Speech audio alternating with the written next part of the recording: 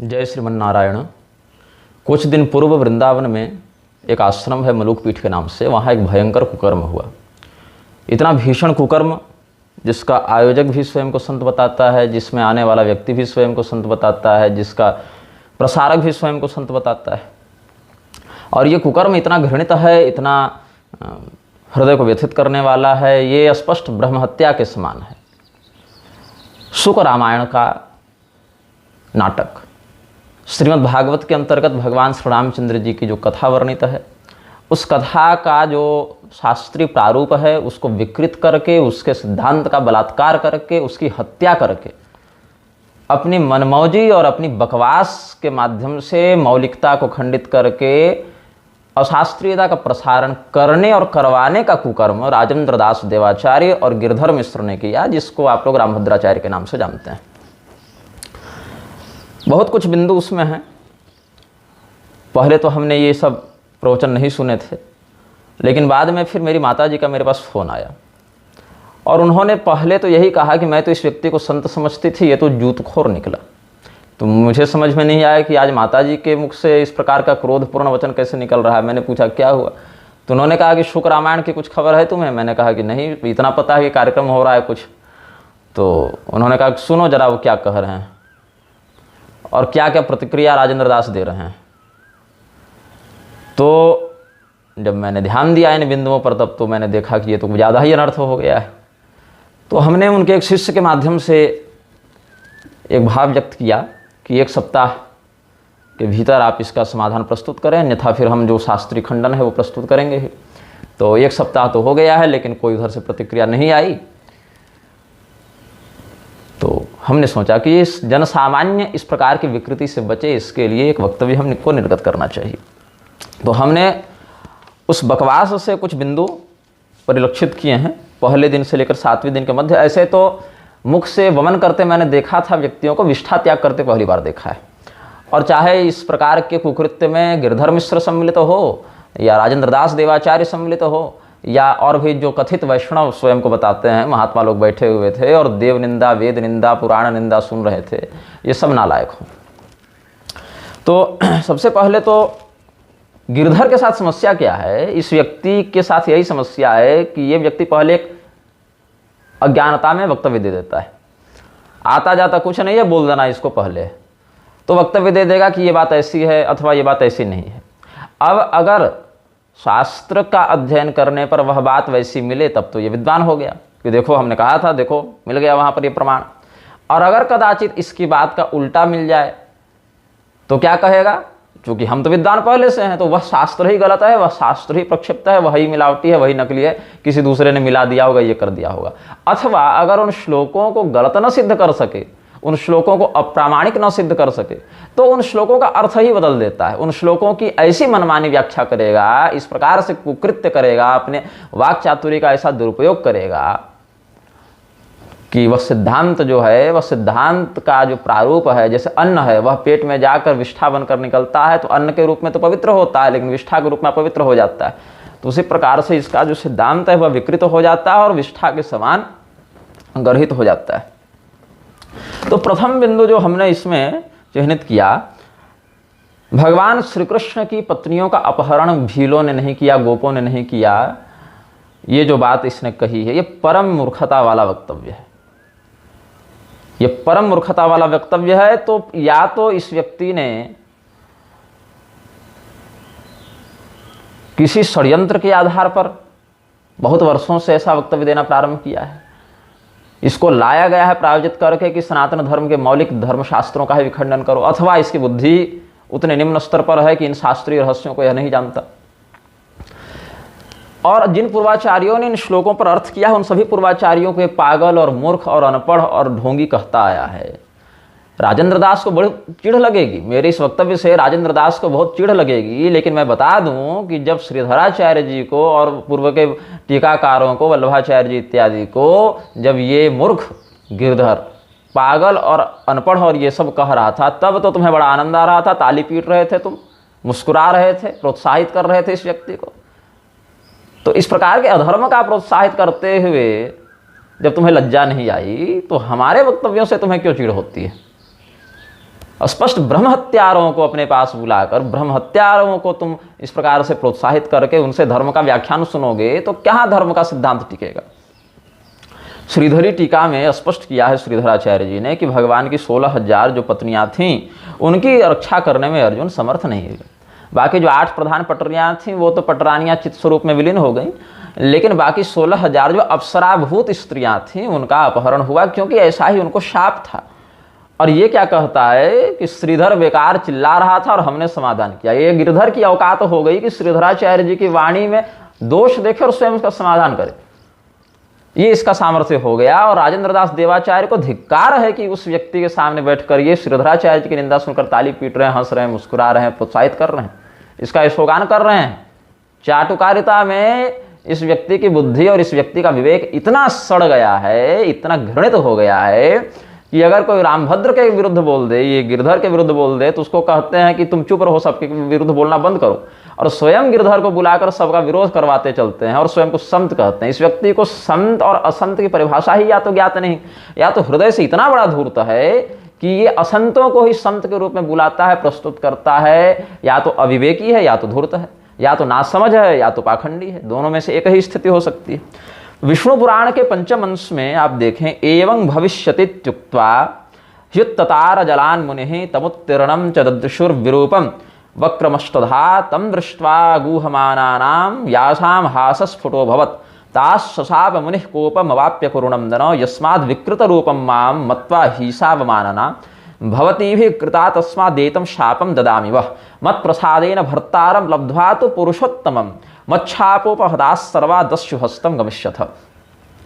अष्टावक्र मुनि ने अप्सराओं को यह शाप दिया, इनका उपहास किया अप्सराओं ने टेढ़े मेढ़े अंगों को देखकर, तो इनका उपहास किया अप्सराओं ने, तो शाप दिया अष्टावक्र मुनि ने कि तुम लोग मनुष्य लोक में जाओ और तुम्हारे पति के रूप में भगवान कृष्ण आएंगे, और जब तुम हमारे शाप का फल पूर्ण कर लोगी तब दस्युओं के डाकुओं के हाथों पड़ने पर तुम्हारा उद्धार हो जाएगा, तुम्हारा शाप मुक्त हो जाएगा। तो विष्णु पुराण का यह प्रकरण स्पष्ट रूप से इस बात का प्रमाण दे रहा है कि अष्टावक्र मुनि के शाप से उन कृष्ण पत्नियों का अपहरण दस्युओं ने किया, और जिसका जैसे जैसे अपहरण होता गया वो उस शाप योनि का परित्याग करके अपने मूल रूप में अवस्थित होती गई। एवं तस्य मुने शापा दष्टावक्रस्य चक्रणं भर्तारं प्राप्य सा तायाता दस्युहस्तं सुरांगना। वो सुरांगनाएं, वो अप्सराएं अष्टावक्र के शाप के कारण भगवान कृष्ण की पत्नी बनी और वहां से डाकुओं के हाथ में गई, और वहां से फिर उनका शाप विमोचन हुआ। यही कारण है कि अर्जुन ने स्पष्ट ग्लानिपूर्वक युधिष्ठिर जी के सामने अपनी पीड़ा व्यक्त की है कि वंचितो हम महाराज हरिणा बंधु रूपिणा। हम तो ठग लिए गए, जिस पराक्रम को हम अपना समझते थे, जिस पौरुष को हम अपना समझते थे, जिस प्रकार का पराक्रम देव विस्मापनम महत, देवताओं को भी विस्मित करने वाला जो हमारा पराक्रम था वो हमारा नहीं था, वो तो भगवान का दिया हुआ एक अनुग्रह था और हम उसको अपना समझ रहे थे। आज देखो, आज हम नहीं कर पाए कुछ, ये अर्जुन स्पष्ट कह रहे हैं। लेकिन ये गिरधर क्या कहता है, ऐसा कुछ नहीं हुआ।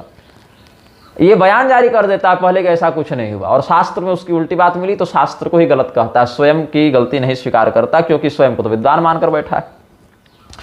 तो ये सब बातें ब्रह्म पुराण आदि में भी और अन्य ग्रंथों में भी स्पष्ट रूप से वर्णित हैं। लेकिन बात क्या है ना कि गिरधर ने अपनी पुस्तक में स्पष्ट लिखा, मेरे खंडन में जो इसने एक बकवास छापी थी उसने स्पष्ट किया कि लिखा है कि पुराण हमारे प्रमाण कोटि में नहीं आते। तो मैं राजेंद्र दास से पूछना चाहता हूं कि जिस व्यक्ति की दृष्टि में, जिस व्यक्ति के लिए पुराण प्रमाण कोटि में आते ही नहीं, उसको तुम बुलाकर कथा कैसे करवा सकते हो पुराण पर?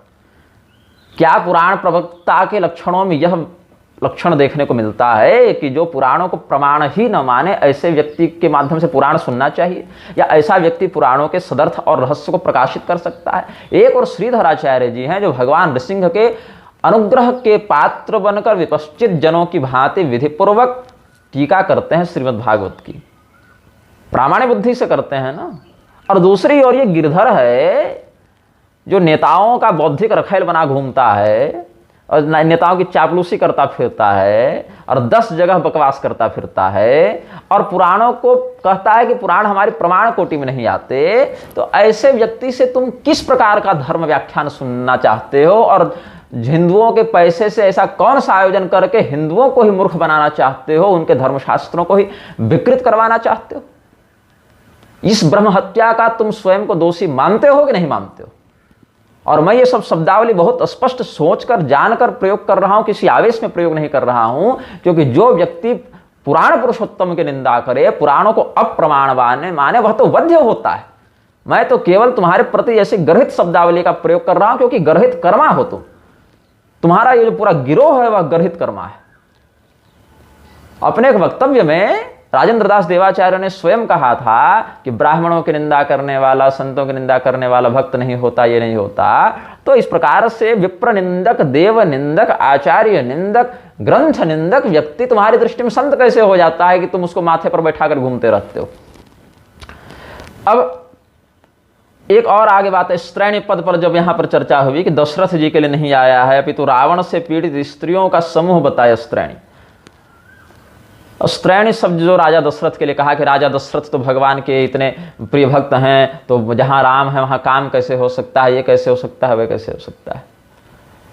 भगवान श्री रामचंद्र जी को तुम लोक संहारक मानते हो कि नहीं मानते हो? भगवान श्री रामचंद्र जी संसार का संहार करने में दक्ष हैं, समर्थ हैं, अधिकृत हैं कि नहीं है? और भगवान को त्वमेव माता च पिता त्वमेव इत्यादि वचनों से प्रणाम करते हो कि नहीं करते हो? माता राम मत पिता रामचंद्र क्यों मानते हो कि नहीं मानते हो? तो यहां तो यह भी कुतर्क लग सकता है ना कि भगवान हमारे माता हैं, भगवान हमारे पिता हैं, तो भगवान इस संसार का संहार कैसे कर देते हैं? और कुतर्क करने वाला तो यह भी कह सकता है कि जब राजा दशरथ काम पीड़ित नहीं थे और उन्होंने कैकेयी के वशीभूत होकर वह वरदान नहीं दिया, तो फिर उन्होंने स्पष्ट रूप से उस वक्तव्य का, उस वचन का खंडन क्यों नहीं किया? जबकि भगवान श्री रामचंद्र जी तो पिता के वचन का मान रखने के चक्कर में जंगल गए, वनवास उनको हुआ, पिताजी के वचन का सम्मान हो ऐसा उन्होंने भाव व्यक्त किया, तो पिताजी कह देते कि हम ये वचन वापस लेते हैं। तो सत्यसंध तो थे राजा दशरथ, लेकिन काम मोहित के रूप में उनका वर्णन शास्त्र में मिलता है। उस प्रसंग की ऐसी ही व्याख्या इतिहास ने की है, उस प्रसंग का ऐसा ही प्रमाण वहां प्रस्तुत किया गया है, इसलिए प्रसंग को तुम विकृत नहीं कर सकते। जैसे कि मैं बताऊं, रामायण के अयोध्या कांड में देख लो, वाल्मीकि जी क्या कहते हैं, लक्ष्मण जी के माध्यम से क्या व्यक्त करते हैं? हनिष्ये पितरम वृद्धम कैकेय्या सप्तमानसम कृपणं च स्थितम बाल्ये वृद्ध भावेन गर्हितम। हमारे पिताजी यद्यपि बूढ़े हो चुके हैं, लेकिन आज ये बचपना दिखा रहे हैं और कई में इनका मन कुछ अधिक आसक्त हो गया है, इसीलिए ये अपने मूल स्वभाव को छोड़कर कार्पण्य दिखा रहे हैं, कायरता दिखा रहे हैं। ऐसे बूढ़े पिता को अगर मार भी देना पड़े तो हम उनका वध कर देंगे, हनिष्ये पितरम वृद्धम। लेकिन राजा रामचंद्र जी को हम जंगल नहीं जाने देंगे, अभिषेक उन्हीं का करवाएंगे। तो अब तुम ये बताओ गिरधर कि ऐसे वचनों को तुम क्या कहोगे? ऐसे वचनों का तुम क्या अर्थ लगाओगे? क्या इसमें तुम व्युत्पत्ति करोगे? तुम तो बकवास करने में प्रसिद्ध हो, तो हनिष्य का मारणार्थ नहीं गमनार्थ अर्थ कर दोगे, क्योंकि हम धातु गमन के भी अर्थ में प्रयुक्त की जाती है, तो हन धातु का गमनार्थ कर दोगे कि हम पिताजी के पास जाकर ऐसा कहेंगे। लेकिन कैकेय्या सप्तमानसम और गर्हितम, इन शब्दों का क्या व्याख्यान करोगे? तो अंत में तुम्हारे पास कोई विकल्प बचेगा नहीं, क्योंकि तुम अपने मुख से विष्ठा वमन कर चुके हो। तो ले देकर तुम अपना जो कुतर्क है वह वाल्मीकि जी के ऊपर आरोपित करके उनकी वाणी को मिथ्या और प्रक्षिप्त सिद्ध करोगे। पहले केवल उत्तरकांड को नकली कहता था, लेकिन अब इसने क्या बकवास शुरू किया है कि जिस जिस ग्रंथ में हमारी बात का समर्थन न मिले वो सब के सब प्रक्षिप्त हैं, सब नकली हैं, सब मिलावटी हैं। और क्या कहते हैं? कथम त्वं कर्मण आसक्त है कैकेयी वशवर्तिनः करिष्यसि पितुर्वाक्य मधर्मिष्ठम विगर्हितम। कि और आप श्री रामचंद्र जी समर्थ होने के बाद भी कैकेयी के वशीभूत राजा दशरथ के उन वचनों का भी समादर कैसे करते हैं जो वचन गर्हित हैं, अनुचित हैं, अनैतिक हैं? तस्याम चीरम वसानायाम नाथमत्या वनाथवत प्रचक्रोश जना सर्वोधिकताम दशरथम चिति। केवल लक्ष्मण जी ऐसा कटु वचन नहीं बोल रहे हैं, पूरी अयोध्या में राजा दशरथ को उसी प्रकार की दृष्टि से लोग देखकर धिक्कार करने लगे कि देखो भगवती सीता जी जो सनाथा हैं, श्री रामचंद्र जी से युक्त हैं, वो भी अनाथ के समान ये वल्कल वस्त्र धारण करके जंगल जा रही हैं, तो कोई इनके साथ न्याय करने वाला नहीं है क्या? भगवान श्री रामचंद्र जी को वनवास मिला था, सीता जी और लक्ष्मण जी को तो नहीं मिला था, लेकिन ये फिर भी गए ना अपना कर्तव्य समझते हुए। तो वहां पर लोगों ने राजा दशरथ के प्रति धिक्कार है ऐसा उद्घोष किया है। तो ये सब वचन इस गिरधर को क्यों नहीं समझ में आते?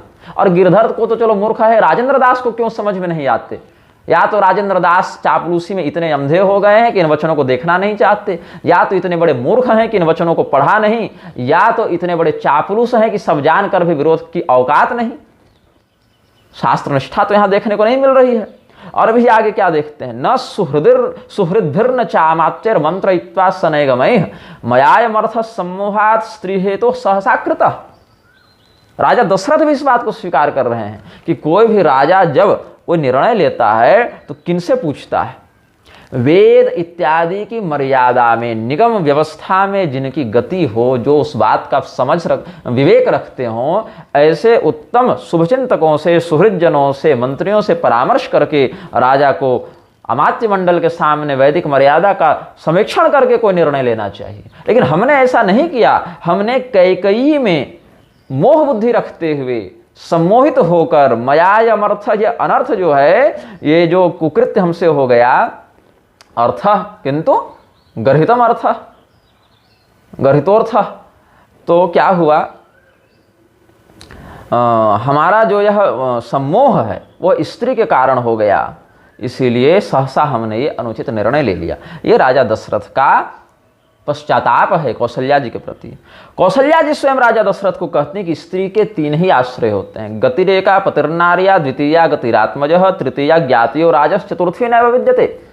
हे महाराज दशरथ, स्त्री की 3 ही गति हैं, 3 ही शरण हैं। एक तो उसका पति, दूसरा उसका बालक, और तीसरा पिता इत्यादि या अन्यान्य ज्ञाति बंधु सुहृदजन। लेकिन आज क्या हो गया, आपने मुझे कहीं का नहीं छोड़ा। तत्र त्वं मम नैवासि, आज आप हमारे नहीं हैं। आप कैकेयी के वशीभूत हो जाने के कारण हमें शरण नहीं दे रहे। हमारे पुत्र को भी आपने नहीं छोड़ा। रामश्च वनमाहितः न वनम गन्तुमिच्छामि सर्वथा हता त्वया, तो आपने तो हमारा वध ही कर दिया। ऐसा कौशल्या जी ने भी पश्चाताप किया है, ऐसा कहा है। तो राजा दशरथ ने कहा कि एक तो हम ऐसे ही रो रहे हैं, पति अगर बुरा भी कर दे तो पत्नी को क्षमा कर देना चाहिए। कौशल्या, तुम कैसे मेरे प्रति ऐसा कठोर वचन कह रही हो? तो कौशल्या जी फिर क्षमा मांगती हैं कि मुझसे गलती हो गई, मुझे आपके प्रति ऐसे कठोर वचनों का प्रयोग नहीं करना चाहिए था। मैं जानती हूँ कि जैसे हमें पीड़ा हो रही है आपको भी हो रही है, आपके साथ भी छल हुआ है, और ये सब छल भी भगवान की स्वेच्छा से हुआ है। ये भी मैं नहीं कहता कि कैकेयी जी कोई गलत महिला थी या वैसी कोई अधार्मिक महिला थी। कौशिक रामायण के अनुसार महाराज दशरथ का जब विवाह कैकेयी जी से हो रहा था तो कैकेयी जी के पिता ने यह वचन लिया था कि इसी का पुत्र राजा बनेगा। ये सब कौशिक रामायण के रहस्य हैं। तो उस वचन को भी पूर्ण करना था भगवान के माध्यम से, और इधर जो है सीता वियोग इत्यादि का जो रहस्य है उसको भी पूर्ण करना था। बहुत कुछ काम करना था भगवान को। तो कैकेयी जी को उन्होंने माध्यम बनाया ये सब बातों का। लेकिन माध्यम में वही घटनाएं घटित हुई कि राजा दशरथ काम मोहित होने के ही समान वहां व्यवहार करते हैं, और राजा दशरथ कैकेयी के ऊपर आसक्त होने के कारण, सम्मुग्ध होने के कारण कठोर निर्णय नहीं ले पाते। इसका प्रमाण लक्ष्मण जी के वचन से मिलता है, इसका प्रमाण राजा दशरथ के वचन से मिलता है। यहाँ तक कि पूर्वमेवत विग्राह्य समवेक्ष नयानय उत्पथम यश समारोह नारिया राजा वशंगतः, नारी के राजा द्वारा, कैकेयी के द्वारा राजा जो है वशीभूत कर लिए गए हैं, इसीलिए राजा उत्पथगामी हो गए हैं, राजा अनुचित निर्णय लेने वाले हो गए, इसीलिए उनके वचन का समादर नहीं किया जाना चाहिए। ऐसे भी वचनों का आश्रय लेकर वाल्मीकि जी ने बहुत सी घटनाओं का वर्णन किया है। भगवान श्री रामचंद्र जी के पास जब भगवान के अत्यंत प्रिय पात्र राजकुमार भरत गए हैं तो भगवान श्री रामचंद्र जी ने उनका कुशल क्षेम पूछते हुए क्या बोला है? अनर्थ कुशला येते बालाः पंडित मानिनः। ऐसे मूर्ख जो स्वयं को पंडित मानते हैं वो अनर्थ करने में कुशल होते हैं। कच्चिन्न लोकायतिकान ब्राह्मणास्तात सेवसे अनर्थ कुशला ह्येते बालाः पंडित मानिनः धर्मशास्त्रेषु मुख्येषु विद्यमानेषु दुर्बुधाः बुद्धिमान वीक्षिकिं प्राप्य निरर्थं प्रवदन्ति ते। जो ब्राह्मण गण अपनी बुद्धि का दुरुपयोग करते हुए शास्त्रों के वचनों का विखंडन करते हैं, शास्त्रों के वचनों को तोड़ मरोड़ कर प्रस्तुत करते हैं, इन लोगों की तुम सेवा तो नहीं करते ना भरत, तुम इनकी संगति से दूर तो रहते हो ना, क्योंकि ऐसे मूर्ख स्वयं को, ऐसे बालक स्वयं को पंडित मान लेते हैं और धर्मशास्त्रों का अनर्गल व्याख्यान करते हैं। अगर गिरधर के पास चातुरी है, बुद्धि है, तो धर्मशास्त्रों के उचित व्याख्यान में लगाया ना, सा चातुरी या धर्म रक्षा करी भवेत सहस्रोपद्रवैर युक्त तो योन धर्मम जहाति ही सधीर उच्यते सद्भिर सद्भिर धर्मत हात्वात् महामतः। बृहद धर्म पुराण के पूर्व खंड में यह वचन प्राप्त होता है, जो धर्म के रक्षण में लगे, धर्मशास्त्रीय सिद्धांत के संरक्षण में लगे, ऐसी चातुरी को ही बुद्धिमानी कही जाती है। ऐसी चातुरी को ही बुद्धिमानी कहते हैं, उसी को बुद्धिमानी कहा जाता है। जो हजारों हजार उपद्रव को अपने जीवन में झेलने के बाद भी धर्म का परित्याग नहीं करता, उसको धैर्यवान कहा जाता है, धीर कहा जाता है। और ऐसा व्यक्ति ही सत्पुरुषों के समाज में सम्माननीय माना जाता है। जो व्यक्ति धर्म का परित्याग कर देता है या अनर्थक व्याख्यान करने लगता है, वह सत्पुरुषों के समाज में मान्य नहीं होता है, उसको आत्महत्यारा कहा जाता है। धर्महा जो है, धर्म की हत्या करने वाला जो है, वह आत्महत्यारा कहलाता है। अब केवल इतना ही नहीं, इसमें मैं भगवती सीता जी का भी एक प्रमाण देता हूँ, उनके भी वचनों का यहाँ पर आश्रय लेते हैं। अच्छा, उससे पहले बता दूं कि देवता से द्रोह जो करता है व्यक्ति, उससे अधिक गर्हित बताया है जो गुरु से द्रोह करता है, और गुरु से जो द्रोह करता है उससे अधिक गर्हित बताया है जो ज्ञान से, धर्मशास्त्र से द्रोह करता है। कूर्म पुराण के उत्तर खंड के अध्याय 16 में कहते हैं, देव द्रोहाद गुरुद्रोह कोटि कोटि गुणाधिकः ज्ञानापवादो नास्तिक्यम तस्मात् कोटि गुणाधिकम। तो ये रामभद्र इत्यादि जो गिरधर मिश्र हैं, ये सब तो नास्तिकता का साक्षात प्रतिमान लेकर घूम रहे हैं। अब सीता जी ने अरण्यकांड में रावण को जो परिचय दिया है अपने पूर्व वृत्तांत का, वहां सीता जी ने स्वयं राजा दशरथ को काम मोहित ही बताया है। कामार्थश्च महाराज पिता दशरथ स्वयं कैकेय्याः प्रिय कामार्थम तम रामम नाभ्यसेचयत् अभिषेकाय तो पितुः समीपम राममागतं कैकेयी मम भरतार मित्युवाच द्रुतं वचः तव पित्रा समाज्ञप्तं ममेदं शृणु राघव भरताय प्रदातव्यमिदं राज्यमकंटकं त्वया तु खलु वस्तव्यं नववर्षाणि पंच च। जब हमारे पति स्वामी श्री रामचंद्र जी जब राजा दशरथ के समक्ष पूर्व निश्चित अभिषेक के लिए प्रस्तुत हुए, तो राजा दशरथ जो कामार्त हो चुके थे, कामातुर थे, वो कैकेयी का प्रिय करने के लिए राम जी का अभिषेक नहीं किए। और कैकेयी ने फिर हमारे पति को यह कहा कि तुम्हारे पिता के द्वारा कुछ आदेश निर्गत किया गया है, जो सुनो, यह राज्य अकंटक राज्य, निर्वैर राज्य भरत को प्राप्त हो, और अब तुम यहाँ मत रहो, तुम चले जाओ जंगल, और तब तक के लिए तो नववर्षाणि पंचच, तुम चले जाओ 14 वर्षों के लिए, 9 और 5 14 वर्षों के लिए। तो रामचंद्र जी ने जिस प्रकार के मूर्खों से भरत जी को दूर रहने का निर्देश दिया है, परामर्श दिया है, ऐसे मूर्खों में यही रामभद्र और ये सब गिरधर मिश्र जैसे लोग आते हैं, क्योंकि सन्यासी का वेश बनाने के बाद भी ये सब ईर्ष्या, कलह, दंभ, प्रमाद इत्यादि से और वैदिक सिद्धांत को दूषित करने वाली वृत्ति से युक्त हैं। याज्ञवल्क्योपनिषद की श्रुति यहाँ हम उद्धृत करना चाहेंगे। यहाँ वेद भगवान क्या कहते हैं, प्रमादिनो बहिश्चित्ता पिशुनाः कलहोत्सुकाः सन्यासिनोपि दृश्यन्ते वेद संदूषिताशयाः। ये भगवान वेद का कथन है, याज्ञवल्क्य श्रुति में, याज्ञवल्क्योपनिषद में कहते हैं। और राजेंद्र दास क्या चापलूसी करते हैं, क्या इस व्यक्ति ने एकदम सिद्धि प्राप्त की है चापलूसी में, कि इतने धूर्त वचनों को सुनकर ये व्यक्ति कहता है कि आज का प्रवचन सुनकर पूर्व के टीकाकारों का जो ये था, भ्रम था, मतलब उन्होंने जो कहा उन बातों से हमें संतुष्टि हुई कि और ये पूर्व के टीकाकारों को भी संतोष हुआ होगा कि उन्होंने जो गड़बड़ की उसका समाधान कोई कर रहा है, मतलब इस प्रकार का भाव व्यक्त किया है राजेंद्र दास ने। और रामानंदियों में महानतम कहा है इस व्यक्ति ने। रामानंदाचार्य जी की परंपरा में जब ये बुरे दिन आ गए कि राजेंद्र दास की दृष्टि में वह रामभद्राचार्य, वह गिरधर मिश्र महानतम रामानंदी हो गया, जो उत्तरकांड को प्रक्षिप्त मानता है, नकली मानता है, पुराणों को अप्रमाण मानता है, जिसके प्रमाण कोटि में पुराण नहीं आते, और जो स्वयं कहता है मैं सब हिंदुओं से रोटी बेटी करवाऊंगा, और जो पूर्व के टीकाकारों को पागल और मूर्ख समझता है, ऐसा गिरधर मिश्र उर्फ रामभद्राचार्य राजेंद्र दास के लिए रामानंदियों में महानतम है। तो अगर वो महानतम है और हमारी दृष्टि में वो निकृष्ट है, तो तुम तो और निकृष्ट हुए उससे। अब इधर आगे के प्रकरण में, अच्छा, ये और कह रहे हैं कि सीता जी ने महर्षियों के बीच में जाकर श्री रामचंद्र जी का आलिंगन किया। जब खरदूषण वाला प्रकरण पूरा हुआ है, तो आलिंगन का वर्णन तो है, लेकिन लज्जा का परित्याग करके और निर्लज्ज के समान सभी लोगों के सामने अपने पति को गले लगा लिया, ऐसा वर्णन तो वाल्मीकि जी ने नहीं किया। तुम तो अशोभनीय व्याख्यान कर रहे हो।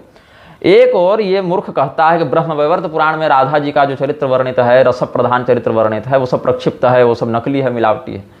भगवती राधिका जी भगवान श्री कृष्ण की नित्य सहधर्मिणी हैं, नित्य सहचरी हैं, और पति पत्नी का आपस में प्रेम करना और त्रिकालदर्शी ऋषि महर्षियों का निर्वैर निर्विकार भाव से उन घटनाओं को देखकर यथोचित वर्णन कर देना कहाँ से गर्हित हो गया, कहाँ से उसका विखंडन हो गया। और भगवान श्री रामचंद्र जी को सीता जी ने निर्लज्ज के समान लज्जा परित्याग करके सबके सामने गले लगाया, ये बात कहने में तुमको शर्म नहीं आ रही? हाँ, गले लगाने का वर्णन है। ततो रामस्तु विजयी पूज्यमानो महर्षिभिः प्रविवेशाश्रमं वीरो लक्ष्मणे नाभिपूजितः तम दृष्ट्वा शत्रुहंतारं महर्षीणां सुखावहं बभूव हृष्टा वैदेही भरतारं परिसस्वजे। ये बात तो है, अपने पति को भरतारं परिसस्वजे गले लगाया है, लेकिन कैसे? ततस्तुतं राक्षस संघमर्दनं संपूज्यमानं मुदितैर्महात्म्यभिः पुनः परिष्वज्य मुदान्विता नना बभूव हृष्टा जनकात्मजा तदा। प्रसन्न हुई हैं जानकी जी, गले लगाई हैं, लेकिन यह नहीं कहा ना कि सभी ऋषि महर्षियों के सामने ही गले लगा लिया और लज्जा का परित्याग कर दिया। जैसे पति कोई बहुत वीरता करके आवे तो पत्नी उनका समादर करती है, प्रेम बढ़ जाता है, लेकिन एकांत में ऐसा व्यवहार होता है कि भाई पति पत्नी जब बैठे हैं तब वो प्रेम बढ़ता है। सुदामा जी की पत्नी ने भी उनको गले लगाया, लेकिन मनसा परिसस्वजी, मन से उनका आलिंगन किया, भाव व्यक्त किया, नेत्रों से ही पता चल जाता है कि कैसा भाव है। तो ये सब जो कह रहे हैं कि खर का वध करने के बाद सीता जी ने लज्जा का परित्याग करके महर्षियों के बीच में जाकर राम जी का आलिंगन कर लिया, ये भी इस मूर्ख का प्रलाप ही हम समझते हैं कि लज्जा छोड़कर किया, ऐसा कहाँ है वर्णन। तो अब एक और बकवास इस मूर्ख ने की है कि रावण ने मारीच को स्वर्ण मृग बनने के लिए नहीं कहा। मतलब ये गिरधर कितना बड़ा अनपढ़ है, इसने क्या पढ़ा है, कैसे क्या ये लिखता है, क्या बोलता है, मुझे कुछ ये सब समझ में नहीं आती बात। और इस मूर्ख को विद्वान समझकर, इस मूर्ख को, इस अनपढ़ को, इस व्याकरण मीमांसा इत्यादि में गति होना अलग बात है, लेकिन क्या ऐसी गति जिससे तुम सामान्य श्लोकों का अर्थ नहीं लगा पा रहे हो, उनके अर्थ को विकृत करने में तुम्हारी बुद्धि लग रही है, सामान्य आख्यानों का तुम्हें बोध नहीं है। कहता है कि रावण ने सीता स्वर्ण मृग बनने के लिए नहीं कहा मारीच को, जबकि सौवर्णस्तम मृगो भूत्वा चित्रो रजत बिंदुभिः आश्रमे तस्य रामस्य सीतायाः प्रमुखे चर, ये तो निर्देश दे रहा है रामायण में। रावण ने कहा कि तुम स्वर्णमय मृग बनकर और चांदी के बूंदों से एकदम स्वयं को अलंकृत करके उसी आश्रम में सीता के आगे विहार करो जहां राम जी और सीता जी हैं, मतलब आश्रम में, पंचवटी वाले आश्रम में आगे जाकर, जहां से तुमको वो देख लें और मुग्ध हो जाएं तुम्हारे सौंदर्य पर और भटक जाए फिर उनका ध्यान। ये सब षड्यंत्र तो रावण ने मारीच के साथ बैठकर बनाया। अग्नि पुराण में जहां अरण्यकांड की कथा वर्णित है वहां क्या कहते हैं, तथत्याह च तच्छ्रुत्वा मारीचम प्राह वैव्रज स्वर्ण चित्र मृगो भूत्वा राम लक्ष्मण कर्षकः सीताग्रे ताम हरिष्यामि अन्यथा मरणम तव। ये अरे मारीच, अगर तू सोने का हिरण बनकर राम लक्ष्मण सीता के चित्त को आकर्षित करता हुआ नहीं मेरा काम करेगा, मेरे षड्यंत्र को फलीभूत नहीं करेगा, तो तुझे मैं मार डालूंगा। मारीचो रावणम प्राह राम मृत्युर्धनुर्धरः रावणादपि मर्तव्यम मर्तव्यम राघवादपि अवश्यम यदि मर्तव्यम वरम रामो न रावणः इति मत्वा मृगो भूत्वा सीताग्रे व्यचरन् मुहुः। मारीच ने सोचा कि भगवान श्री रामचंद्र जी के पास जाएंगे, वो धनुष बाण धारण किए हैं, रावण चंद्रहास खड्ग लेकर आया है, यहाँ रहेंगे तो भी मरेंगे, वहां रहेंगे तो भी मरेंगे, तो मेरा मरना तो निश्चित है। तो मरना जब निश्चित है तो राम जी के हाथों मरे, रावण के हाथों मरने से अच्छा है कि राम जी के हाथों मरे। तो ऐसा सोचकर मारीच ने मृग का स्वरूप बनाया। कैसा मृग, तो स्वर्ण चित्र मृगो भूत्वा, स्वर्ण का विचित्र मृग बनकर, सुंदर आकर्षक रूप बनाकर वह माया मृग वहां गया है। आगे की कथा प्रसिद्ध है, सब जानते हैं। और इस मूर्ख ने क्या कहा कि रामभद्र ने, गिरधर मिश्र ने, कि ऐसा कुछ नहीं हुआ है, रावण ने सीता जी के सामने सोने का हिरण बनने का आदेश मारीच को नहीं दिया है। आगे वाल्मीकि जी के वचनों से भी आप देख लीजिए, त्वाम तो निःसंशयं सीता दृष्टा तुम मृगरूपिणम गृह्यतामिति भरतारम लक्ष्मणं चाभिधास्यति ततस्तयोरपाये तो शून्ये सीतां यथा सुखम निराबाधो हरिष्यामि राहुश्चंद्र प्रभामिव। जिस प्रकार से राहु चंद्रमा की ज्योत्सना का अधिग्रहण कर लेता है, उसी प्रकार से हम सीता का अधिग्रहण कर लेंगे जब तुम सोने का हिरण बनकर वहां जाओगे और सीता बोलेगी कि राम जी को, लक्ष्मण जी को कि इसको लेकर आइए, तब सूने घर से हम सीता का अपहरण कर लेंगे। ये सब बातें हैं। सौवर्णस्तम मृगो भूत्वा चित्रो रजत बिंदु भी ये सब का ही है। अब और क्या बात है कि भुसुंडी रामायण में भी इस प्रकार का कथन हमें प्राप्त हुआ है। भुसुंडी रामायण का कुछ हम यहाँ पर संस्मरण करेंगे।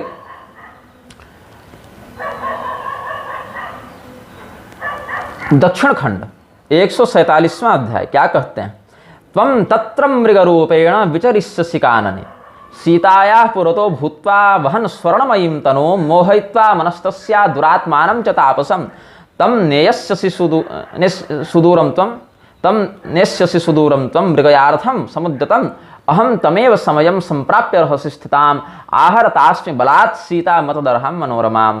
ये रावण ने मारीच के साथ षड्यंत्र किया है। वाल्मीकि रामायण से हमने प्रमाण दे दिया, आपको हमने अग्नि पुराण से प्रमाण दे दिया, हम आपको भूषुंडी रामायण से भी प्रमाण दे रहे हैं कि उस जंगल में सीता के आगे स्वर्णमयी शरीर वाले मृग का स्वरूप धारण करके तुम चलो और उस दुरात्मा तपस्वी, राम जी को तो दुरात्मा मानता था ये ना, तो उस दुरात्मा तपस्वी का, तापसी का मन आकर्षित करो, और जब सीता का मन भी आकर्षित हो जाएगा, वो मृगया के लिए आगे बढ़ेंगे राम जी, तब उस एकांत का लाभ लेकर हम बलपूर्वक सीता का अपहरण कर लेंगे। और भूषुंडी रामायण के ही दक्षिण खंड में 155वां अध्याय जहाँ सीता हरण का वर्णन किया है ब्रह्मदेव ने, वहाँ क्या कहते हैं, अंशे निधाय प्रसभं स्मरस्य शरैः पराभूत मना सदुष्टः। अंश कहते हैं तालविश्व वाला नहीं, दंत स कंधा को, तो अंशे निधाय प्रसभं स्मरस्य शरैः पराभूत मना सदुष्टः उच्चैः समुत्प्लुत्य नभः पथेन जगाम लंकाभिमुखम दशास्यः। जो रावण है, दशमुख रावण है, वह अपने कंधे पर सीता जी को बलपूर्वक उठाकर, कैसा रावण, तो स्मरस्य शरैः पराभूत मनाः, जिसके मन को कामदेव के बाणों ने विद्ध कर रखा है, ऐसा कामातुर रावण सीता जी को उठाकर अपने कंधे पर रखकर ले जा रहा है दक्षिण दिशा की ओर, जो लंकापुरी है उधर मुख करके वो चला गया एकदम उछल कर आकाश मार्ग से। तो इसमें कल्पभेद के आधार पर कहीं कहीं वर्णन है कि रावण ने सीता जी का पूरा स्पर्श नहीं किया है, वो उतने स्थान की मिट्टी समेत सीता जी को उठाकर ले गया, कहीं है कि कंधे पर उठाकर, कहीं हाथ में उठाकर विमान पर डाला, तो अलग अलग कल्पभेद में ये सब बातें हैं। लेकिन ये भी बात स्पष्ट है कि रावण ने जैसे ही सीता जी को देखा है, उसके हृदय में कामातुर होने का भाव जागृत हो गया, जबकि इस गिरधर ने ऐसी अनर्थ व्याख्या की है इन प्रकरणों की, उसने कहा कि सीता जी को देखकर रावण के हृदय का काम शांत हो गया। ये इस मूर्ख का प्रलाप है। जबकि महाभारत के वन पर्व में देखिए, महाभारत को तो प्रामाणिक मानेगा ना गिरधर की, नहीं मानेगा, पुराण प्रमाण कोटि में नहीं आते तो महाभारत को क्या कहेगा। क्या कहते हैं महाभारत के वन पर्व में, सातमालक्ष्य संप्राप्तम धर्मज्ञा जनकात्मजा निमंत्रयामास तदा फल मूला शनादिभि। उस सन्यासी को, मतलब रावण तो रावणस्तु यतिर्भूत्वा मुंडी कुंडी त्रिदंड धृक, वो तो त्रिदंडी सन्यासी बनकर आया था, जैसे गिरधर त्रिदंडी सन्यासी बनकर नकली घूमता है, वैसे रावण भी घूमता था ये सब प्रपंच करने के लिए। तो सीता जी कैसी हैं, धर्मज्ञा हैं, अतिथि सत्कार रूपी धर्म को जानती हैं, इसीलिए फल फूल इत्यादि से स्वागत का निमंत्रण प्रदान किया। तो अवमत्य ततः सर्वं स्वरूपम प्रत्यपद्यत सांत्वयामास वैदेहीं कामी राक्षस पुंगव। राक्षस श्रेष्ठ रावण ने, राक्षसों में जिसका बड़ा नाम है, बड़ा रुतबा है, बड़ा यश है, ऐसा रावण जो कामी है, कामातुर है, उसने अपना स्वरूप दिखाकर सीता को सांत्वना दी कि तुम घबराओ मत, अरे हमारे यहाँ रहोगी तो बहुत सुख सुविधा मिलेगी। सीते राक्षस राजो हम रावणो नाम विश्रुतः मम लंकापुरी नामना रम्या पारे महोदधे, कि मेरा नाम रावण है, हम राक्षसों के राजा हैं, समुद्र के पार हमारी राजधानी लंका है। तत्र त्वं नर नारीषु शोभिष्यसि मया सह भार्या मे भव शुश्रोणी तापसम त्यज राघवम। अरे इस रघुवंशी तपस्वी से तुम्हारा क्या होगा, वहाँ लंका में चलो, हम तुमको रानी बनाकर रखेंगे, वहाँ के सभी स्त्री पुरुषों में तुम्हारी शोभा होगी, हमारी तुम पत्नी बन जाओ। तो एवं आदीनि वाक्यानि श्रुत्वा तस्याथ जानकी पिधाय करणो शुश्रोणी मैवमित्य ब्रवीद वचः। रावण के ऐसे कुवाक्यों को सुनकर, कैसे रावण तो कामी राक्षस पुंगवा, कामातुर रावण के ऐसे वचनों को सुनकर सीता जी ने अपने कान बंद कर लिए कि ये क्या पाप की बात कर रहा है, और कहा नहीं नहीं ऐसा नहीं बोलो, ये सब गलत बात है, ये सब चुप हो जाओ, ये सब मत बोलो। तो सीता जी ने निषेध किया है। हृच्छय काम का जो अर्थ किया, हृच्छय का कर दिया, हृच्छय का अर्थ वंशीधराचार्य जी ने वंशीधर टीका में लिखा है उन्होंने कि काम है हृच्छय का अर्थ। तो हृच्छय का अर्थ अगर काम है तो वही कामी राक्षस पुंगव से भी लक्षित होता है। इसमें वंशीधरी टीका तो गलत नहीं सिद्ध होती, लेकिन हृच्छय का शांति परक अर्थ कर देना ये गिरधर की परम नीचता, परम मूर्खता, परम धूर्तता का परिचायक है। वाल्मीकि जी ने भी यही लिखा है। वाल्मीकि रामायण को प्रमाण मानोगे, यद्यपि मानेगा नहीं, जहां जहां इसकी बकवास का विरोध शास्त्र मिलेगा ना, वहां वहां कह देगा श्लोक ही मिलावटी है, नकली है। लेकिन किसने मिलावट की, कब मिलावट की, और इस मिलावट का बोध केवल इसी नालायक को कैसे हुआ, इसके पूर्व के किसी व्यक्ति कैसे नहीं हुआ, इसका कोई उत्तर इसके पास नहीं है। तो वाल्मीकि जी ने अरण्यकांड में क्या लिखा है कि त्यजताम मानुषो भावो यदि मयि भाव प्रणीयताम राज्याच्युतम सिद्धार्थम रामम परमितायुषम। अरे राम तो मनुष्य है, वो तो कल मर जाएगा, इसलिए सीते ऐसे राज्य भ्रष्ट जिसका राज्य भी नहीं, ऐसे तपस्वी राम में क्या तुमको आसक्ति है, क्या प्रेम है? अरे उसको छोड़ो, मुझसे विवाह करो, हम तो मृत्युंजय हैं, मतलब हम तो देवताओं का भी संहार करने वाले राक्षस हैं। कैर गुणैर अनुरक्तासी मूढ़े पंडित मानिनी। अरे स्वयं को पंडित समझने वाली, बुद्धिमती समझने वाली सीते, तुम मूर्ख हो जो उस राम में आसक्त हो। अरे तुम्हें तो मुझ रावण से प्रेम करना चाहिए, उसमें ऐसा क्या गुण है कि तुम अनुरक्त हो? यह स्त्रियो वचनाद राज्यम विहाय ससुरिज्जनम अस्मिन व्याला अनुचरते वने वसति दुर्मते। अरे एक स्त्री के कहने पर, मतलब सीता कैकेयी के कहने पर जो जंगल आ गया अपना राज्य छोड़कर, अपना परिवार छोड़कर, और यहाँ भेड़िया बाघ से घिरे इस जंगल में, सर्पादि से घिरे इस जंगल में वह दुर्मति रहता है। तो सीता जी के मन में श्री रामचंद्र जी के विरुद्ध बातें रावण ने कही है। और रावण क्यों कह रहा है ऐसा? अभिगम्य सुदुष्ट आत्मा राक्षस काम मोहित। राक्षस राज रावण काम मोहित हो गया है, कामातुर हो गया है। तो जग्राह रावण सीताम बुध खेरोणिमिव वामेन सीताम पद्माक्षी मूर्धजेषु करेण सह उर्वोस्तु दक्षिणे व परिजग्राह पाणिना। बाएं हाथ से सीता जी का केश पकड़ा है और दाएं हाथ से उनका पैर पकड़ा और उठाकर रावण जो है दाएं हाथ से पैर, बाएं हाथ से केश, और ऐसे उठाकर और ले जा रहा है। कैसा रावण? तो राक्षस काम मोहित कामातुर रावण।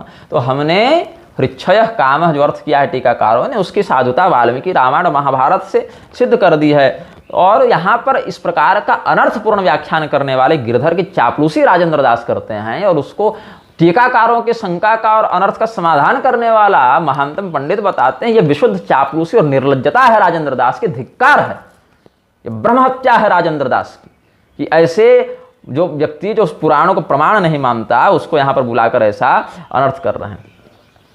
राजा दशरथ जी कैकेयी के प्रति काम मोहित होकर ही वचन दिए हैं, ऐसा वाल्मीकि जी ने स्पष्ट किया है। इति देवी महेश्वासम परिगृह्याभिशस्य च ततः परम वाचेदम वरदम काम मोहितम स्मर राजन पुरावृत्तम तस्मिन् देवासुरे रणे। सीता जी ने भी कहा है, राजा दशरथ को वाल्मीकि जी ने भी इसी प्रकार से वर्णित किया है, कौशल्या जी ने भी कहा है, लक्ष्मण जी ने भी कहा है, नगरवासी भी कह रहे हैं। राजा दशरथ ने स्वयं इस दोष को स्वीकार किया है कि आज हम सम्मोहित हो गए हैं स्त्री के प्रेम में।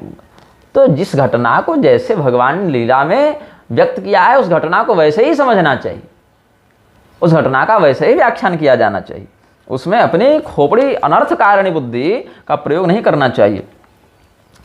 अब ऐसे एक बकवास कर रहा था रामभद्र गिरधर, कह रहा था कि चैत्र शुक्ल पूर्णिमा को हनुमान जी का जन्म नहीं हुआ। जो लोग हनुमान जी का जन्म दिवस, जन्मोत्सव, जयंती वो जो है सो मनाते हैं चैत्र पूर्णिमा को, वो सब पाखंडी हैं, मूर्ख हैं, ढोंगी हैं। अब मजे की बात क्या है, इसमें आनंद ऐसे आता है कि प्रातः काल राजेंद्र दास के माध्यम से हनुमत जयंती का शुभकामना पत्र निर्गत होता है कि सबको बधाई हो, मंगल हो, और उन्हें के सामने उन्हीं पैसा खा पी के खोपड़ी पर बैठ के रामभद्र कह रहा है कि ये जो है सो हनुमान जी का जन्म नहीं हुआ चैत्र पूर्णिमा को।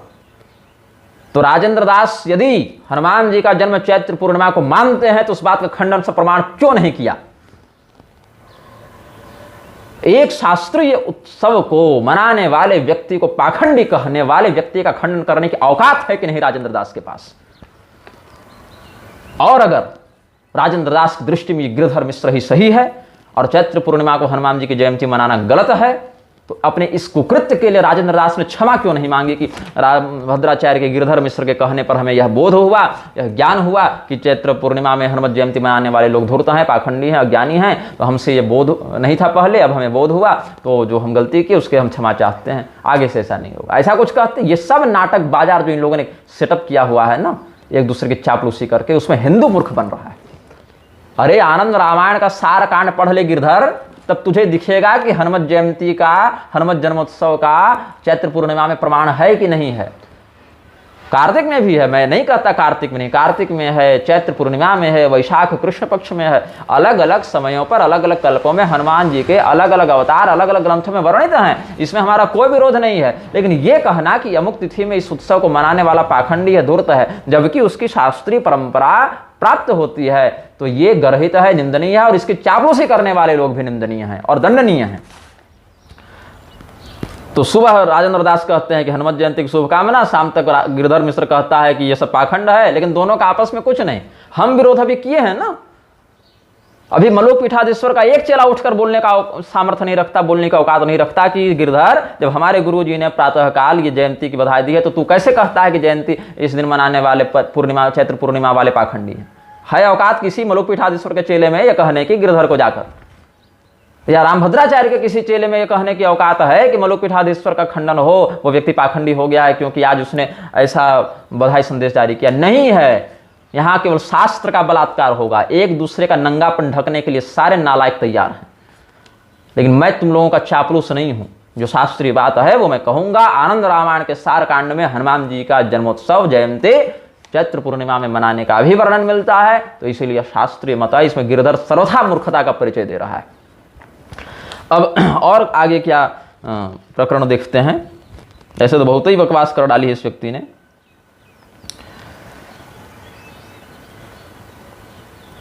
आगे और हम, अच्छा, ये जो इसने कहा कि पवन देव ने शंकर जी के तेज को अंजना के गर्भ में प्रवेश कराया, ये सब बात झूठ और बेकार है। ये जो बकवास की है इस मूर्ख ने, इसका खंडन हम आपको पहले भी अन्य वक्तव्य में कर चुके हैं, लेकिन पराशर संहिता के छठे पटल से भी हम इसका खंडन करना चाहेंगे।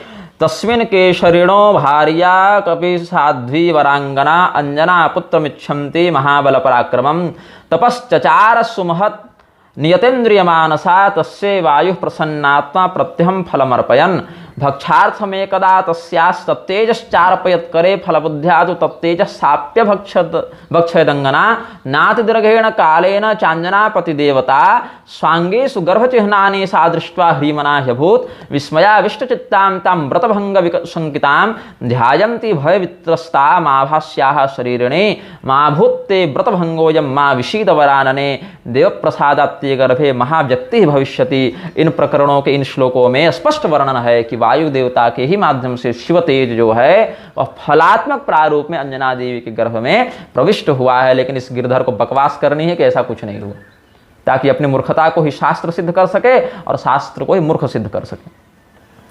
अब आनंद रामायण के सार कांड के 13वें अध्याय से हमने खंडन कर ही दिया है। अब एक दूसरी बात क्या है, अब इसने जिन जिन श्लोकों को नकली सिद्ध करने में सफलता प्राप्त नहीं की उनके अर्थ को ही बदल दिया। जैसे देवी रुक्मिणी वाला जो राक्षस विवाह वाला वर्णन है, उसमें इसने क्या कह दिया कि राक्षस विवाह क्या है, राक्षसों को जो मारने वाले राम जी हैं, राक्षस और ई और क्या क्या करके, तो रामचंद्र जी जिस प्रकार से विवाह करते हैं उस प्रकार से आप हमसे विवाह कीजिए। अब रामचंद्र जी ने सीता जी के स्वयंवर में धनुष भंग करके वहां पर वीरशुल्क प्रतिज्ञा को सिद्ध किया, सीता जी से विवाह किया। लेकिन क्या रुक्मिणी जी के विवाह में ऐसी कोई शुल्क थी, कोई वीरशुल्क स्वयंवर की बात थी? नहीं ना, धनुष तोड़ने की बात नहीं थी ना। या राजा भीष्मक ने यह थोड़ी कहा था कि इन सभी जरासंध, शाल व शिशुपाल इत्यादि की सेना का, इन राक्षसों का वध कीजिएगा, जो करेगा वही मेरी पुत्री से विवाह करेगा, ऐसा नहीं। भगवती रुक्मिणी का विवाह भगवान श्री कृष्ण से गांधर्व विवाह की दृष्टि से तो हो चुका, क्योंकि भगवान श्री कृष्ण भी हृदय से अनुरक्त थे, रुक्मिणी जी भी थी। श्रुत्वा गुणान भुवन सुंदर वाले श्लोकों से प्रारंभ करें तो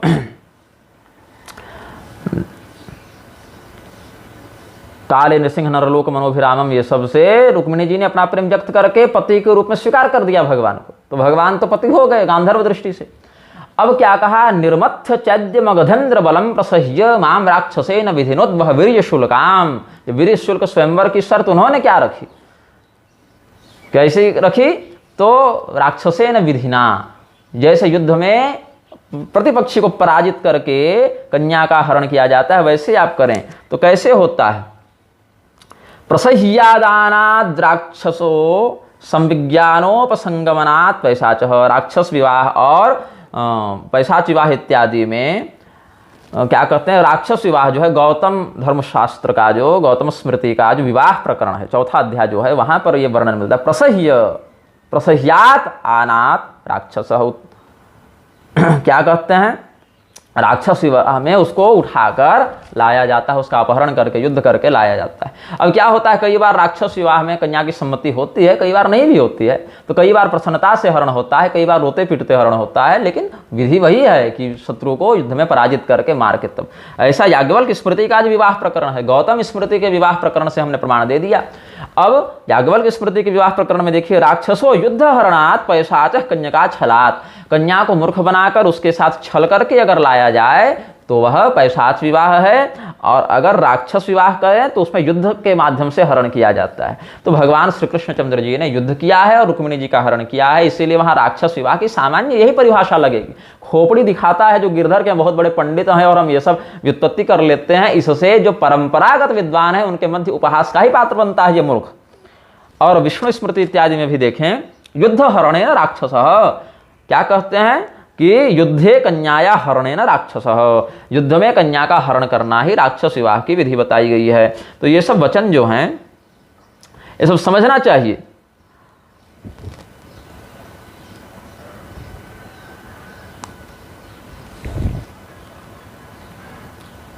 अच्छा, और भी दृष्ट्वा स्त्रियो नियमाना पार्थेनेकेन भारत, ये सब पौराणिक वचन तो शास्त्र में मिलती हैं। बहुनि च सहस्राणि प्रयुतान्यर्बुदानि च भोज वृंधक वृष्णंधक स्त्रीणाम हतनाथान्य निर्जयुः, ये सब और भगवान के स्त्रियों का भी वर्णन मिलता है। वृष्णदारा धनंजय, तो वहाँ पर जितने अष्टावक्र शापित स्त्रियाँ थी वो सब का ही प्रमाण भी मिला है। तो ये सब तो पहले पर हम चर्चा कर ही चुके हैं पूर्व प्रकरणों में।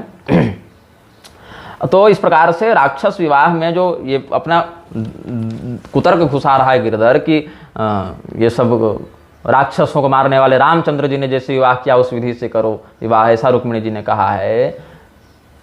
ये कहाँ से शास्त्रीय सिद्धांत का व्याख्यान करता है ये व्यक्ति इसीलिए ऐसी बकवास करता है क्योंकि पुराण इसके लिए खिलौने, पेट भरने का, बाजार बढ़ाने का एक बिजनेस है इस गिरधर का। जैसे प्रदीप मिश्रा का बिजनेस है ना शिव पुराण का बलात्कार करके पेट भरना शिव पुराण के नाम पर, वैसे ही अभी उसका लड़का भी गल्ले पर बैठेगा, वो अलग नालायक चल रहा है उसका लड़का, मैं नाम तो नहीं जानता, लेकिन वो ट्रिमिंग इत्यादि करा के शिखा विहीन व्यक्ति वो व्यासपीठ पर बैठकर कथा बांचेगा, बाप का बिजनेस बढ़ाएगा बेटा, दोनों नालायक एक साथ ठगेंगे लोगों को। तो उस मूर्ख ने क्या अभी कह दिया कि राधा जी श्री कृष्ण पत्नी नहीं है, लेकिन अब ये सब का मुंह नहीं खुलेगा। राजेंद्र दास की औकात नहीं है कि प्रदीप को कुछ कह दे, अनिरुद्धाचार्य की औकात नहीं है, बागेश्वर वालों की औकात नहीं कि प्रदीप का विरोध कर दे।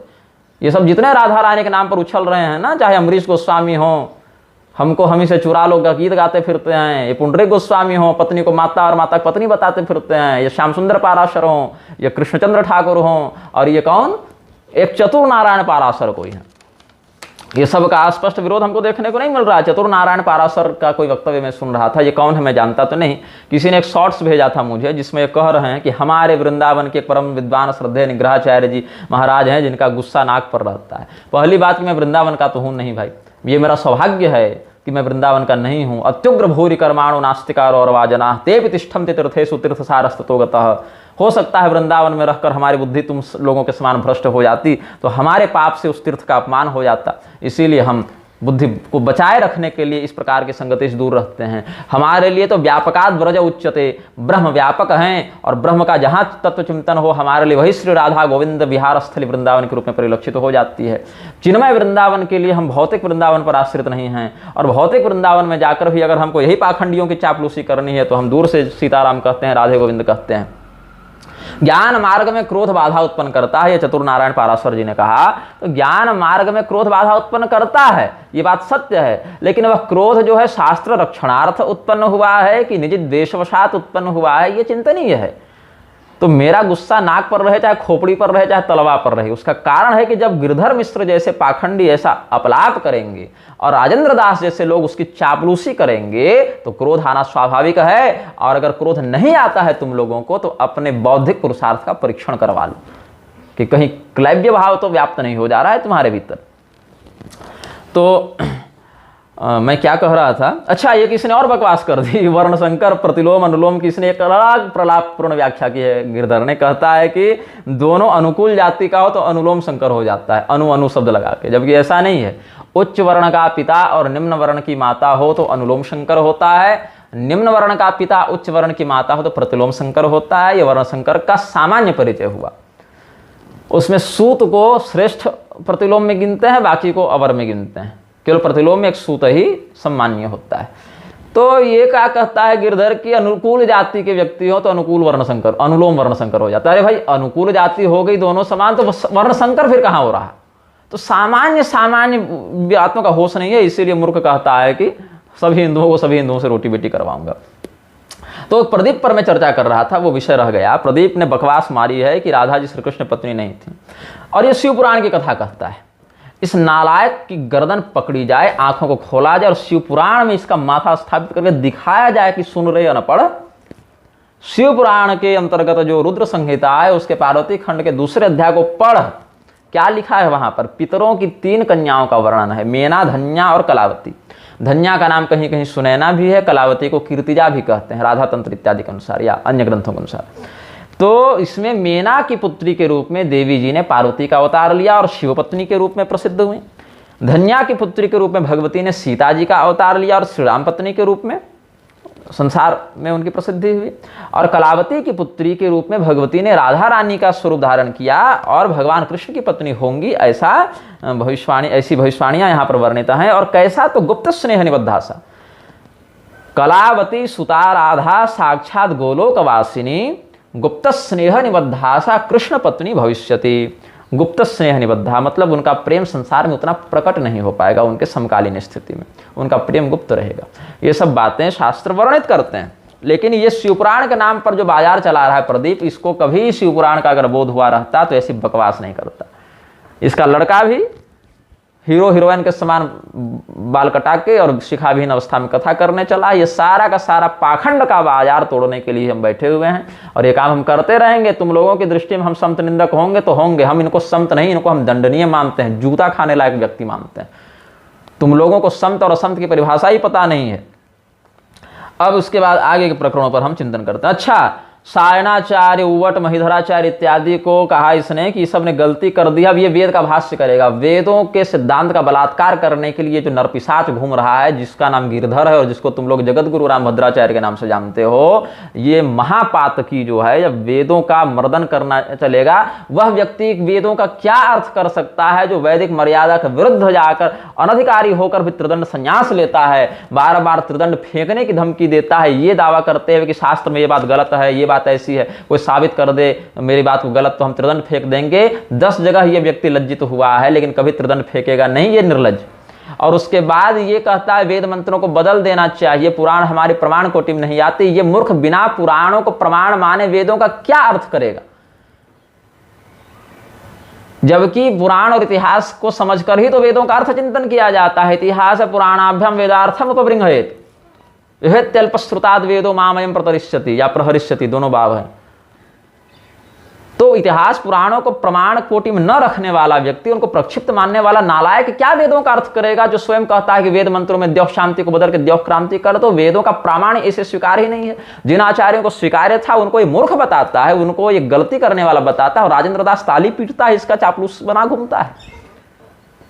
पहली बात कि मलुक पीठ नाम का कोई पीठ नहीं है, तुलसी पीठ नाम की कोई पीठ नहीं है। इन लोगों ने अपने मन से फर्जी पीठ बना रखी है।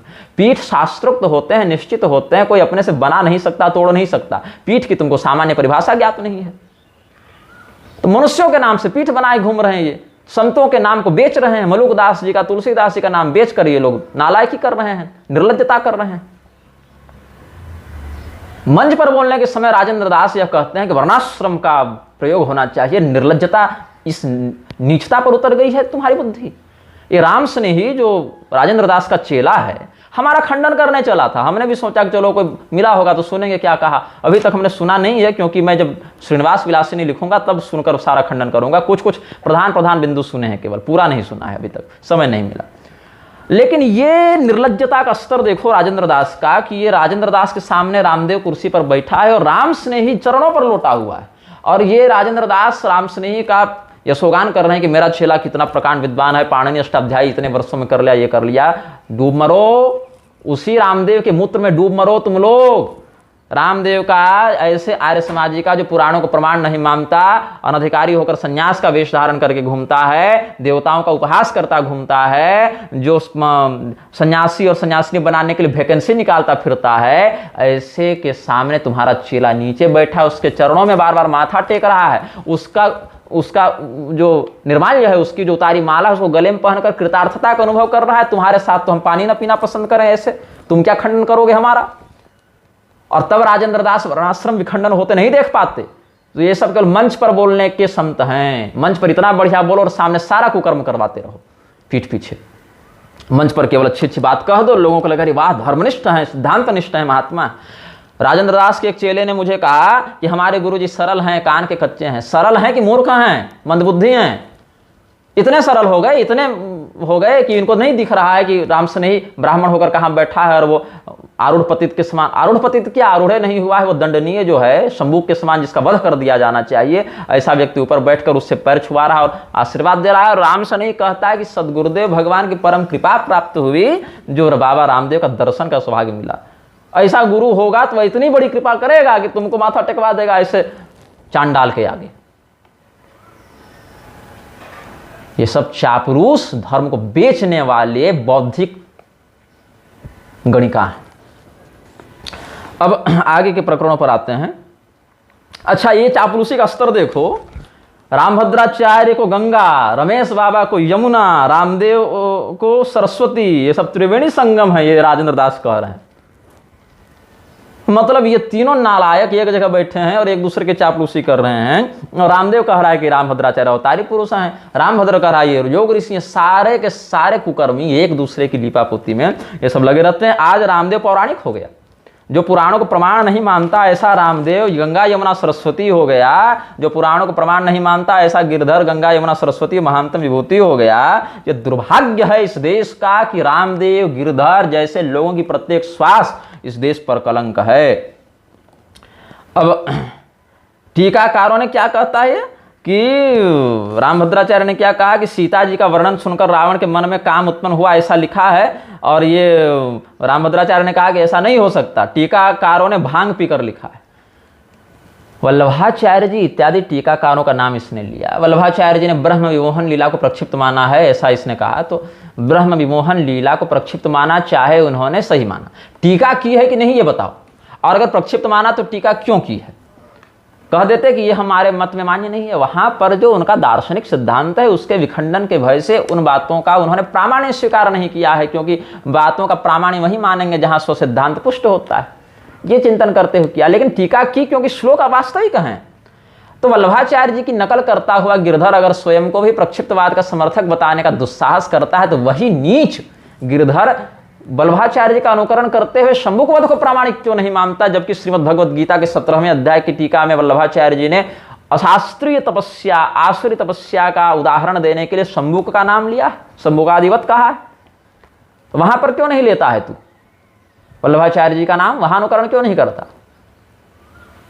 और राजेंद्र दास ताली पीट रहे हैं। अभी राजेंद्र दास को बहुत बुरा लगेगा ये सब सुनकर, अपना विरोध सुनकर बुरा लगता है, गिरधर का विरोध सुनकर बुरा लगता है, लेकिन इस व्यक्ति को अपने मंच पर बुलाकर वैष्णवों को बैठाकर पूर्वाचार्यों का और मान्य टीकाकारों का अपमान करवाना आनंददायक प्रतीत होता है। ब्रह्म हत्यारे हैं ये सब। अदृष्ट्वा शास्त्र कथनम ब्रह्म हत्यैव गीयते, देवानाम भेद निंदे च देवता वध उच्यते। देवताओं में भेद करना, उनकी निंदा करना देवताओं का वध कहलाता है। बिना शास्त्र को देखे जो बातों को कहता है, बिना शास्त्र का प्रामाण्य स्वीकार किए जो कहता है वो ब्रह्म हत्यारा है, आत्महत्यारा है। जाबाली मुनि को ऐसा उपदेश किया गया है वेदव्यास जी के द्वारा।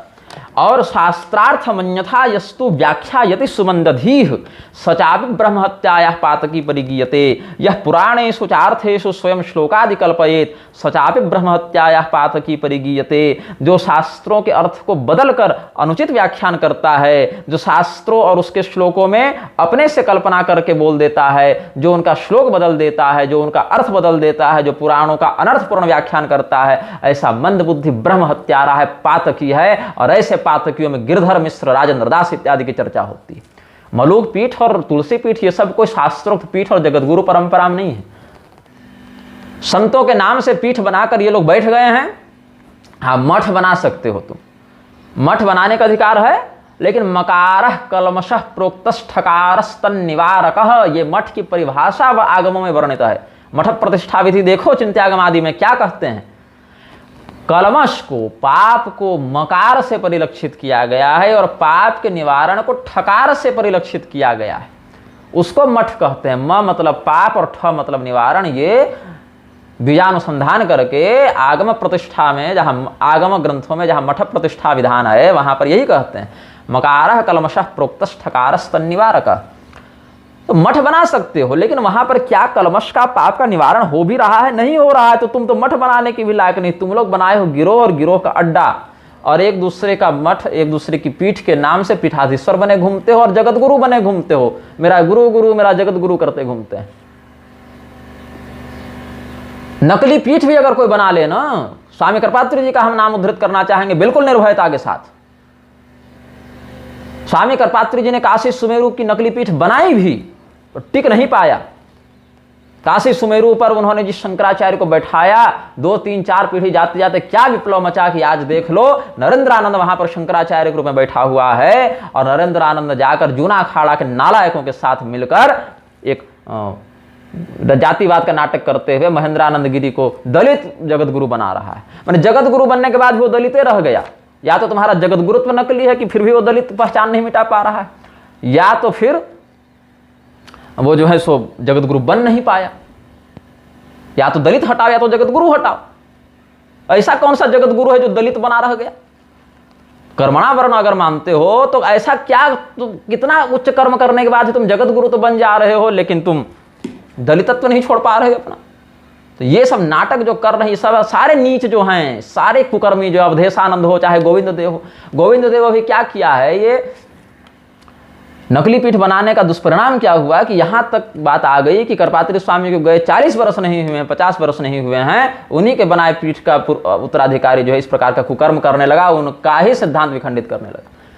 चाणक्य ने चंद्रगुप्त को अपने तपोबल से बैठा दिया गद्दी पर, लेकिन क्या लाभ हुआ? 2 3 पीढ़ी जाते जाते ये सारे लोग नास्तिक हो गए। अंत में फिर से उसका शोधन करने की आवश्यकता पड़ गई। तो तपोबल का प्रयोग करके विशेषाधिकार से अगर कोई अनधिकृत को अधिकृत भी कर दे तो वो टिकता नहीं है, उसका भयंकर विप्लव होता है, उसका दुष्परिणाम समाज भोगता है। ये परिणाम देखने को मिलता है। तो गोविंद देव गया था अभी श्रीलंका, वहां पर कोई बौद्धों का बड़ा आचार्य था, उसको ये प्रणाम कर रहा है, आशीर्वाद ले रहा है। जिस पाखंड मत का विखंडन करने के लिए आदि शंकराचार्य जी ने इतना संघर्ष किया, उन्हीं आदि शंकराचार्य जी की परंपरा का सन्यासी स्वयं को बताता हुआ ये गोविंद देव वहां पर जाकर माथा टेक रहा है उन्हीं नास्तिकों के आगे। अब क्या हुआ, मैंने गोविंद देव के फेसबुक पर ये देखा तो मैंने स्क्रीनशॉट लेकर पोस्ट कर दिया। तो कितने मूर्ख भरे हैं समाज में, वो क्या कह रहे हैं कि ये फोटो फर्जी है, ये स्क्रीनशॉट फर्जी है। अरे भैया, गोविंद देव के आईडी से हमने स्वयं स्क्रीनशॉट लिया है, उस पर कमेंट हमने उस पोस्ट पर किया है, आपत्ति व्यक्त की है, हम ही नकली हो गए।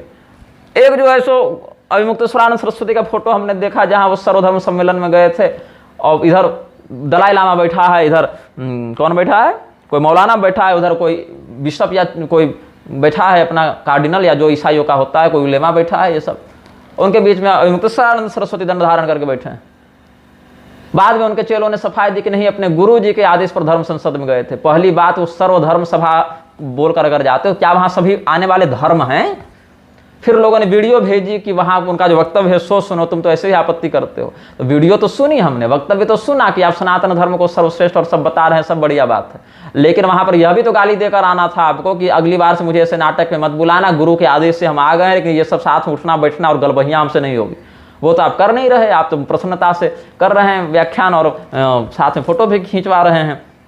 हमने फोटो डाल दी तो कॉपीराइट की रिपोर्टिंग करने लगे लोग, कहने लगे कि मैंने मूल्यों के साथ, बौद्धों के साथ, ईसाइयों के साथ उठना बैठना स्वीकार है, लेकिन इस बात पर कोई उंगली उठा दे तो कॉपीराइट लग जाता है। कुकर्म करो लेकिन कोई उंगली ना उठाए। ये सब इन बातों का, इन लोगों का दुर्भाव है। तो भगवान श्री कृष्ण की पत्नी राधिका भगवती शाश्वत रूप से सिद्ध हैं। इस सिद्धांत को जानने वाले ये सब लोग अब कुछ नहीं कहेंगे प्रदीप के विरुद्ध, क्योंकि औकात नहीं है बोलने की। और जो लोग बोल रहे हैं वो लोग भी इतने कोई समर्थ नहीं है, बड़े बड़े ब्रांड नहीं है कि उनकी बात हजारों लोगों तक पहुंचे। जबकि गर्ग संहिता के गिरिराज खंड में भगवान श्री कृष्ण को राधापति बताया गया है। और परिभाषा क्यों राधापति की बनी? वृषभानु सुता राधा या जाता कीर्ति मंदिरे तस्याः पतिरयं साक्षात् तेन राधापति स्मृतः। वृषभानु और कीर्ति देवी की जो पुत्री भगवती राधा हैं, उनके पति ये हैं, इसीलिए ये राधापति कहलाते हैं। ब्रह्मवैवर्त पुराण के गणपति खंड में प्राणाधिष्ठात्री देवी या कृष्णस्य परमात्मनः प्राणाधिक प्रियतमा सा राधा परिकीर्तिता। भगवान श्री कृष्ण परमात्मा के प्राणाधिष्ठात्री देवी हैं, प्रियतमा है, प्राणाधिक प्रियतमा है, इसीलिए इनको राधा कहते हैं।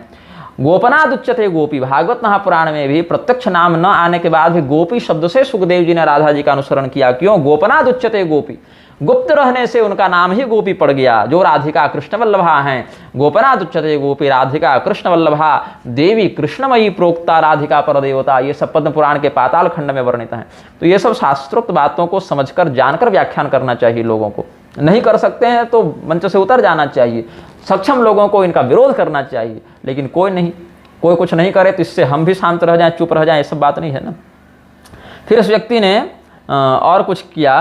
त्र्यंबकम यजामहे वाली श्रुति पर कहा कि त्र्यंबक माने 3 माँ वाले रामचंद्र जी, 3 अम्बा हैं उनकी। अब इस पर हमने पहले एक वीडियो जारी किया था जो कि हम कुछ दिनों के बाद पुनः यूट्यूब पर उपलब्ध करवाएंगे, वो आप लोग देख लीजिएगा त्र्यंबकम श्रुति का क्या तात्पर्य है। अब इस पर जब हमने कहा कि श्री रामचंद्र जी नहीं, उसका अर्थ तो शिव परक ही होना चाहिए, वही आचार्य सम्मत अर्थ है, तो पंडित गंगाधर पाठक मैथिल इस पर फिर, यद्यपि उन्होंने मेरा नाम तो नहीं लिया लेकिन विरोध में लिखा, क्यों नहीं होगा राम जी का अर्थ त्र्यंबक, राम जी का इस ग्रंथ में ऐसा वर्णन है, अनेक वेद मंत्रों का शिव परक भी व्याख्यान होता है, राम परक भी व्याख्यान होता है। लोग कहने लगे मंत्र रामायण देखो, कि मंत्र रामायण में जो है सो नीलकंठ चतुर्धर ने मंत्रों का राम परक व्याख्यान किया है, मंत्र भागवत में कृष्ण परक व्याख्यान किया है, ये सब बातें कही। मेरा इन बातों से कोई विरोध नहीं है। हम इस बात को तो कह ही रहे हैं कि श्रुति के अर्थों में अलग अलग देवताओं का अलग अलग लक्षण दिख जाता है। वेद मंत्रों में जिस वेद मंत्र का राम परक अर्थ किया जा सकता है, आचार्यगण उसी में शिव तत्व का भी व्याख्यान अनुसंधान करके बता सकते हैं, देवी का भी व्याख्यान कर सकते हैं, सब कर सकते हैं। लेकिन यह कहना कि शिव परक वह मंत्र ही नहीं है, जिन लोगों ने शिव परक अर्थ किया वो गलत किया, राम परक अर्थ ही होगा, ऐसा दुराग्रह क्या उचित है? ये गंगाधर पाठक स्पष्टीकरण दे।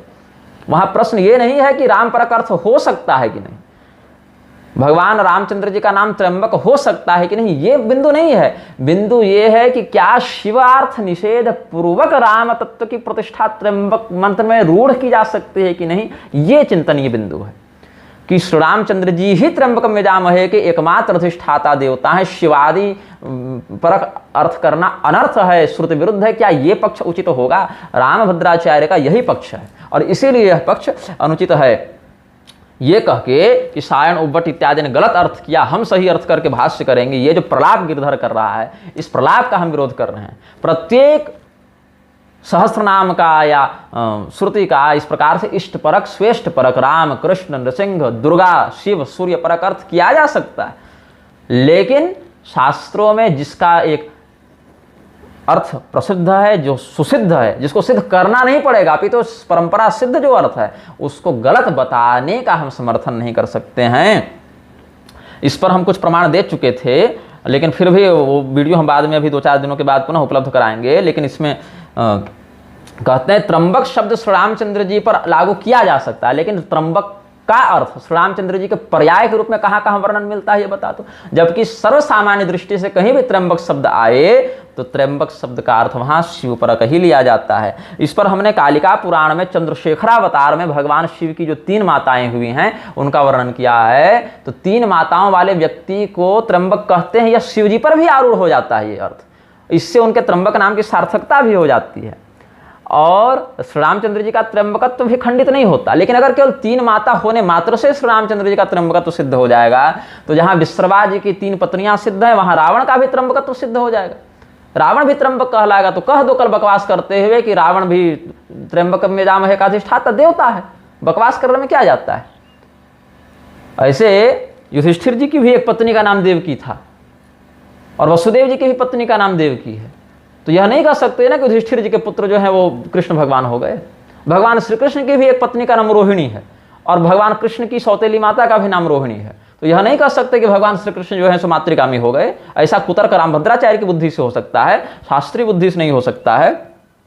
ब्रह्मांड पुराण के पूर्व भाग में भी त्र्यंबक शब्द का निरूपण किया गया है शिव परक कि गायत्री चैव त्रिष्टुप जगति चैवता स्मृता अंबिकानां मया प्रोक्ता योनयः स वनस्पतेः ताभिरेकत्व भूताभिस्त्रिविधाभिस्ववीर्यतः त्रिसाधनः पुरोडासस्त्रिकपालस्ततः स्मृतः त्र्यंबकः स पुरोडासस्तेने हम त्र्यंबकः स्मृतः। इससे पहले एते महाभुजाः सर्वे प्रजानां स्थिति हेतवः औषधि प्रतिसंदत्ते रुद्रः क्षीणः पुनः पुनः प्राप्तौषधि फलैर्देवः सम्यग् इष्टः फलार्थिभिः त्रिभिरेव कपालेस्तु त्र्यंबकैरौषधिक्षये। ये सब बातें हैं औषधि प्रकरण में छंदोबद्ध प्रधानता से गायत्री त्रिष्टुप जगति इत्यादि छंदों, 3 छंदों के माध्यम से, त्रिविध कपालात्मक औषधि के माध्यम से एकत्व का भाव दिखाते हुए शिव जी का नाम त्र्यंबक सिद्ध किया जाता है। 3 नेत्र जिसके हैं ऐसे को भी त्र्यंबक कहते हैं, त्र्यंबिका कहते हैं। ये सब सोम सूर्या नराक्षित्वा त्र्यंबका सा स्मृता बुधै, देवी पुराण का निरुक्ताध्याय देख लो, ये सब बातें हैं। और वेदों में भी त्र्यंबक शब्द से शिव जी का लक्षण देखने को मिलता है। जो बौधायन गृह सूत्र का प्रकरण देखें तो विष्णु पुरुष सूक्तेन विष्णु अभ्यर्च्य, ब्रह्म सूक्तेन चतुर्मुखम, रुद्र सूक्तेन त्र्यंबकम चाभ्यर्च्यान्येषां देवानां आवाहनादिक्रमेण स्वयं ये सब वचन जो मिलते हैं कि त्र्यंबक शब्द से शिव जी का लक्षण वहां होता है। आरण्यक पर्व जो है, जहां पर वन पर्व जो महाभारत का है, आप किरात इत्यादि के प्रकरण को देखें, वहां त्र्यंबक शब्द से ही भगवान शिव को लक्षित किया गया है। धन्योस्म अनुगृहीतोस्मै जन्मना त्र्यंबको हरः पिनाकी वरदो रूपे दृष्टः पृष्ठश्च पाणिना। ये सब अर्जुन अपना उद्गार व्यक्त करते हैं। निरुक्त का 13वां अध्याय देख लीजिए, त्र्यंबकम यजामहे, त्र्यंबको रुद्र, भगवान रुद्र ही त्र्यंबक है, ऐसा उन्होंने वर्णन किया है। कालिका पुराण से हमने प्रमाण दे दिया, ब्रह्मांड पुराण से दे दिया, बौधायन गृह सूत्र से दे दिया, देवी पुराण से दे दिया, महाभारत से दे दिया, निरुक्त से दे दिया। तो भगवान श्री रामचंद्र जी त्र्यंबक के रूप में मान्य हो सकते हैं, लेकिन उनको सिद्ध करना पड़ेगा अलग अलग अर्थ लगाकर। और परंपरा प्राप्त रूप से सर्वमान्य सुसिद्धि है त्र्यंबक अर्थ की शिव परक भाव में, लेकिन यहाँ पर ये देवता का वध कर रहा है। गिरधर जो है वो शिव हत्या का, विष्णु हत्या का, ब्रह्म हत्या का दोषी है, इसीलिए ऐसी दुर्बुद्धि का यह प्रसारण कर रहा है। ये पाखंड पूर्ण भक्ति कर रहा है। ये तो चांडाल है ना गिरधर जो है, ये गिरधर जो है और उसका समर्थन करने वाले ये सारे लोग चांडाल हैं। मुद्गल पुराण के 9वें खंड के अनुसार ये पाखंडी चांडाल हैं। ये जो राम राम कर रहे हैं, ये जो कथा कर रहे हैं, ये सब इनका बाजार है और ये देवताओं को दुख देने वाले मूर्ख हैं।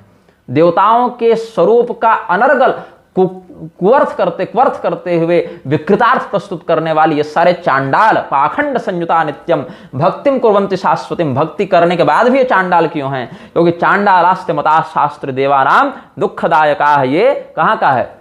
मुद्गल पुराण के 9वें खंड का। और इसीलिए किस प्रकरण का क्या अर्थ है, किस प्रकरण में क्या प्रसंग है, क्या उसका उद्देश्य विधेय है, इस भूमिका को जाने बिना जो अर्थ को प्रदूषित करता है, अर्थ का अनर्थ करता है, ऐसा पंडित होने के बाद भी वह व्यक्ति स्वयंभू ज्ञान का प्रोत्साहन करने के कारण नरक जाता है। ऐसा महामंथान भैरव तंत्र राज के कुमारिका खंड के कादि भेद के 64वें आनंद में भगवान का उपदेश है कि भूमिका ज्ञान निर्मुक्तः पंडितो योर्थ दूषकः स्वयंभू ज्ञान कर्तारो दूषको नरकम प्रजेत। ऐसे ही दाशरथी तंत्र का वचन मैं आपको बताता हूँ। ऋषि संहिता के अंतर्गत वेद निंदा धर्मशास्त्र स्विश्वासश्च संततम चित्तम नारकीणामेत देकैकमपि वानृप। नारकी लोग जो होते हैं, जो व्यक्ति नरक से लौटे हुए होते हैं या नरक जाने की जिनमें दुर्वृत्ति होती है, ऐसे लोगों में धर्मशास्त्रों के प्रति अविश्वास हो जाता है। ऐसे लोग धर्मशास्त्रों को प्रमाण नहीं मानते, ऐसे लोग उनमें अविश्वास करते हैं। यही कारण है कि ये जो गिरधर है, ये कभी वेद मंत्रों को बदलने की बात कहता है, कभी पुराणों को कहता है कि मैं इनको अपनी प्रमाण कोटि में नहीं रखता, और जिन जिन बातों को प्रमाण के रूप में रखता भी है उन बातों में अपना अर्थ दूषण लगा देता है। इसीलिए चांडाल है, जगत गुरु नहीं है, ये चांडाल है। और चांडाल भी कैसा? तो जाति चांडाल नहीं, बुद्धि चांडाल है। क्योंकि जाति चांडाल भी अगर भगवान विष्णु की भक्ति से युक्त हो जाए, देवाराधन से युक्त हो जाए, स्वकर्मोचित कर्तव्य से युक्त हो जाए, तो वह भी सम्मान्य होता है, उसका भी सम्मान है। लेकिन बुद्धि चांडाल का कोई सम्मान नहीं होता। ये जो भी जितने इस प्रकार से अनर्गल प्रलाप करने वाले, ये सब नरक से ही आए हैं और इनको नरक भी ही जाना है। भले भक्तिम कुर्वन्ति शाश्वतीम, भले ये भगवान का भक्त होने का दावा करते रहें, ढोंग करते रहें, ये सब नरक से ही आए हैं। अगस्त संहिता का श्री रामोपासना में बड़ा प्रधान स्थान है। और अगस्त संहिता में भगवान श्री शिव जी ने ऐसे ऐसे लोगों को जो इस प्रकार के विकलांगादि दोषों से युक्त होते हैं, सहानुभूति हो सकती है हमारी इनके साथ, लेकिन ये सब नारकीय प्राणियों में ही गिने गए हैं। क्या कहते हैं? काम क्रोधादिभिर दोषैर दुष्टास्तत्र पुनः पुनः उत्पद्यन्ते विलीयन्ते पुनर्व्यामोहितास्त्वया रौरवादिषु पच्यन्ते पुनः संसारेणो भुवि कर्मशेषात् प्रजायन्ते पंगबन्ध बधिरादयः। ये कैसे लोग हैं? भगवान शिव क्या कहते हैं अगस्त संहिता में देवी जी को कि काम क्रोध आदि दोषों से इस संसार में लोग आपके द्वारा माया से मोहित होकर बारंबार उत्पन्न और विलीन होते हुए देखे जाते हैं। वे पृथ्वी पर उत्पन्न होकर रौरव आदि नरकों में पचते हैं और पुण्य कर्म के क्षीण होने से लंगड़े, अंधे और बहरे होकर उत्पन्न होते हैं। ये सब बातें शास्त्रों में वर्णित हैं। यही सब ये नारकी लोग हैं, ये सब चांडाल, जो बुद्धि चांडाल लोग हैं ना, ये सब यही करते आ रहे हैं। जैसा कि हमने आपको महामंथान भैरव तंत्र से इनका नारकी होना और मुद्गल पुराण के नवम खंड से इनका चांडाल होना स्पष्ट किया है। राम से नहीं इत्यादि लोग हमारा खंडन करने में उठाकर आ जाते हैं। ये क्या हमारा खंडन करेंगे जब इनको सामान्य वर्णाश्रमोचित सदाचार का बोध नहीं है। अब क्या कह रहे हैं ये राजेंद्र दास कि रामभद्राचार्य के प्रवचन से शास्त्रों के अनेक भ्रमों का भंजन हुआ, प्रक्षिप्त अंश का पता चला। संपूर्ण सनातनी समाज का परम सौभाग्य है कि रामभद्राचार्य जैसे विभूति इस समय है। नहीं, गिरधर की प्रत्येक श्वास और उसके तुम जैसे समर्थकों की श्वास इस भारत भूमि पर, सनातन धर्म पर कलंक है। अच्छा राजेंद्र दास से मैं पूछना चाहूंगा कि इतने वर्षों से जब भागवत की कथा तुम करते हो तो वहां गोपी वस्त्रापहार का व्याख्यान करते हो कि नहीं करते हो? वहां पर सीता त्याग का व्याख्यान करते हो कि नहीं करते हो? अगर इतने वर्षों से तुम करते आ रहे हो इन घटनाओं का व्याख्यान अमुक अमुक टीकाओं के आधार पर, रामभद्र जो गिरधर मिश्र है वो आज से तो ये कोई प्रक्षिप्तवाद का राग आलाप नहीं रहा, ये तो 30-40 साल से ये नाटक फैलाए हुए हैं। तो 30-40 साल में तुमको कभी बोध नहीं हुआ? आज जब अपने अड्डे पर बुलाकर शुक्र रामायण का बलात्कार करवाए हो तुम लोग, तो आज जो है सो तुमको बोध हुआ है, होश हुआ है कि ये अंश प्रक्षिप्त और नकली है। तो अगर ये अंश प्रक्षिप्त और नकली तुम स्वीकार करते हो तो जितने भी लोग इन बातों का कथावाचन में प्रयोग कर रहे हैं उनका नाम लेकर खंडन करो और कहो कि ये कथावाचक जो इन प्रसंगों का व्याख्यान कर रहे हैं वो बंद करें, गलत करें, धर्मशास्त्रों का सही व्याख्यान करें और इन प्रक्षिप्त अंशों को हटाएं। ये कहने का साहस है तुम में? और अगर कम से कम अपना ही कह दो, सबसे लड़ने का सामर्थ्य नहीं, उसकी औकात नहीं, तो कम से कम अपने ही कह दो कि हमने आज तक जो 40-50 सालों में आप लोगों को भागवत सुनाई उसमें ये बातें हमने कही, ये गलत कही, हमको आज रामभद्राचार्य की कृपा से यह बोध हुआ कि ये शब्द प्रक्षिप्त है, तो आज से हम ये कथा नहीं कहेंगे, हम पहले के वक्तव्यों के लिए क्षमा चाहते हैं। ये कह दो। वो भी नहीं कहोगे। निर्लज्जता, इस ये जो चापलूसी इतनी व्याप्त हो गई है मन में ना, नहीं कहोगे। अथवा अगर शास्त्रों की इन बातों को सही मानते हो तो कम से कम गिरधर का विरोध कर दो कि तुम कैसे इनको नकली बताते हो, प्रक्षिप्त बताते हो। यहां तो गिरधर का इतना निर्लज्ज स्वभाव देखने को मिला कि इतना ही नहीं कहता है, जिन जिन शास्त्रों में ये सब घटनाओं का वर्णन मिलता है वो सारे के सारे शास्त्र प्रक्षिप्त हैं। और कुतर्क क्या देता है कि पत्नी की प्रतिमा प्रतिनिधि कैसे बन गई, पत्नी का कैसे हो गया, सीता जी जब जीवित थी तो प्राण प्रतिष्ठा कैसे हुई, और ये और नीचे गई भूमि प्रवेश उन्होंने किया तो सीता जी जो है क्या तामसी थी, अधोगच्छन्ति तामसा, तामसी लोग ही नीचे जाते हैं, तो सीता जी क्या तामसी थी, ऐसा इन्होंने कहा। सीता जी तो भूमि से प्रकट भी हुई हैं, तो क्या तामसी स्रोत से उनका उद्भव हुआ? पृथ्वी देवी सीता जी जो हैं, तामसी का अर्थ वो नहीं होता मूर्ख, गिरधर को मैं समझाऊं रे नालायक। अधोगच्छन्ति तामसा का अर्थ ये नहीं है कि वो भूमि के अंदर प्रविष्ट हो जाते हैं और नीचे चले जाते हैं।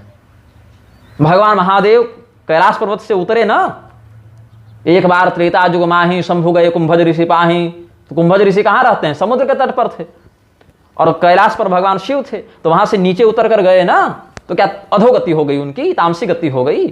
क्या भगवती सीता जी कोई कर्म में बंधी हुई जीव हैं जो स्वर्ग और नरक जाएंगी, उनकी सदगति और अधोगति होगी? रे मूर्ख, तू स्वयं को सीता जी का भक्त बताता है, श्री रामचंद्र जी का तत्ववेत्ता बताता है, तुझे इतनी समझ नहीं है? सीता जी स्वयं मूल प्रकृति हैं। तुम तार सारोपनिषद का अध्ययन करो, सीता जी का रहस्य पता चलेगा। सीतोपनिषद का अध्ययन करो। इच्छा ज्ञान क्रिया शक्ति त्रयम यद्भाव साधनम तद ब्रह्म सत्ता सामान्यम सीता तत्वमुपास्महे, यह श्रुति का वचन है। उद्भव स्थिति संहार कारणिम क्लेशहारणिम सर्वश्रेयस्करीम सीताम नतोहम राम वल्लभाम। ये जिन तुलसीदास का नाम बेचकर तू अपना बाजार चला रहा है, वो सीता जी की स्तुति में गोस्वामी जी लिखते हैं, उत्पत्ति स्थिति संहार आदि जिनकी इच्छा मात्र से हो जाता है, ऐसी सीता जी भूमि प्रवेश करती हैं तो तुझको लगता है कि वो अधोगति में जा रही है? ऐसा नहीं है ना। अधोगति का अर्थ है कि भूमि के अंदर प्रवेश करने पर भी छोड़ो। अगर अपने किसी पाप के कारण भूमि के ऊपर ही कोई कुत्ता बन जा रहा है, उस भूमि के ऊपर रहने वाला कोई सर्प बन जा रहा है, उस भूमि के ऊपर रहने वाला कोई तेरे जैसा गिरधर बन जा रहा है, तो भी उसको अधोगति ही समझना चाहिए। पहाड़ पर रहने वाला भी अगर कोई गिद्ध है ना, तो उसको अधोगति ही मानी जाएगी। और राजा बलि के समान सुतल लोक में रहने वाले भी कोई भगवत भक्त हो तो उनको श्रेष्ठ ही माना जाएगा, उनको सम्माननीय ही माना जाएगा। गंगा, बहुत सही आपने स्मरण कराया। गंगा जी जब आकाश से नीचे आ रहे हैं तो क्या वो तामसी हो गए? त्रिपथका गंगा हुई ना। अधोगति में सीता जी को तुम डाल रहे हो। ये अनपढ़ कहां से जगत गुरु बन गया है? और कैसे कैसे मूर्ख लोग इसको महानतम विभूति बताए घूम रही है, चापलूस। क्या चिंतन है इस व्यक्ति का? इतना अन्न दोष लगा है इन लोगों के मन में। अब कहता है कि उत्तरकांड प्रक्षिप्त है, नकली है, जबकि हमने उत्तरकांड प्रसंग संन्यासाधिकार विमर्श में इसके पाखंड का खूब मर्दन किया। फिर इस निर्लज्ज को लज्जा नहीं आई तो इसने बकवास की है एक दूसरी पुस्तक लिखकर, जिसका नाम है सीता त्याग संमुख वध नहीं, सीता निर्वासन संमुख वध नहीं। फिर हमने प्रतिखंडन किया इस मूर्ख का, मूर्ख हृदय न चेत, इस ग्रंथ में।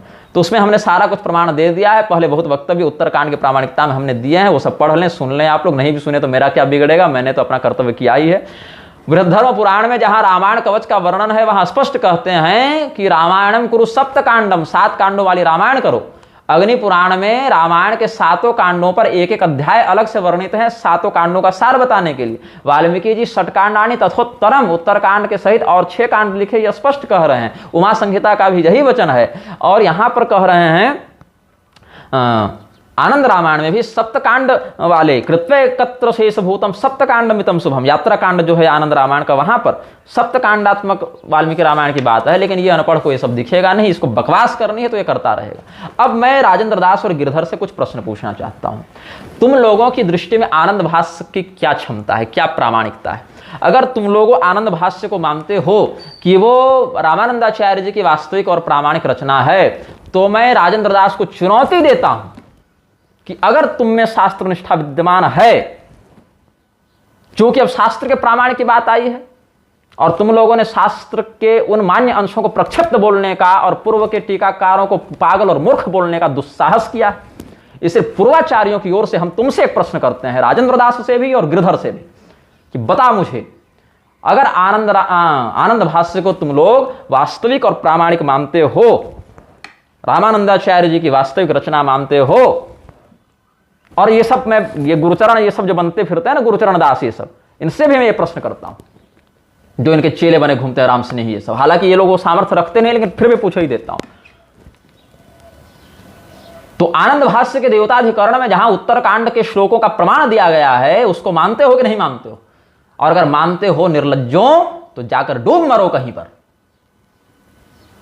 कि आनंद भाष्य में जिन जिन ग्रंथों को प्रामाणिक मानकर संदर्भित किया गया है, उन्हीं अंशों को तुम प्रक्षिप्त बताते फिरते हो।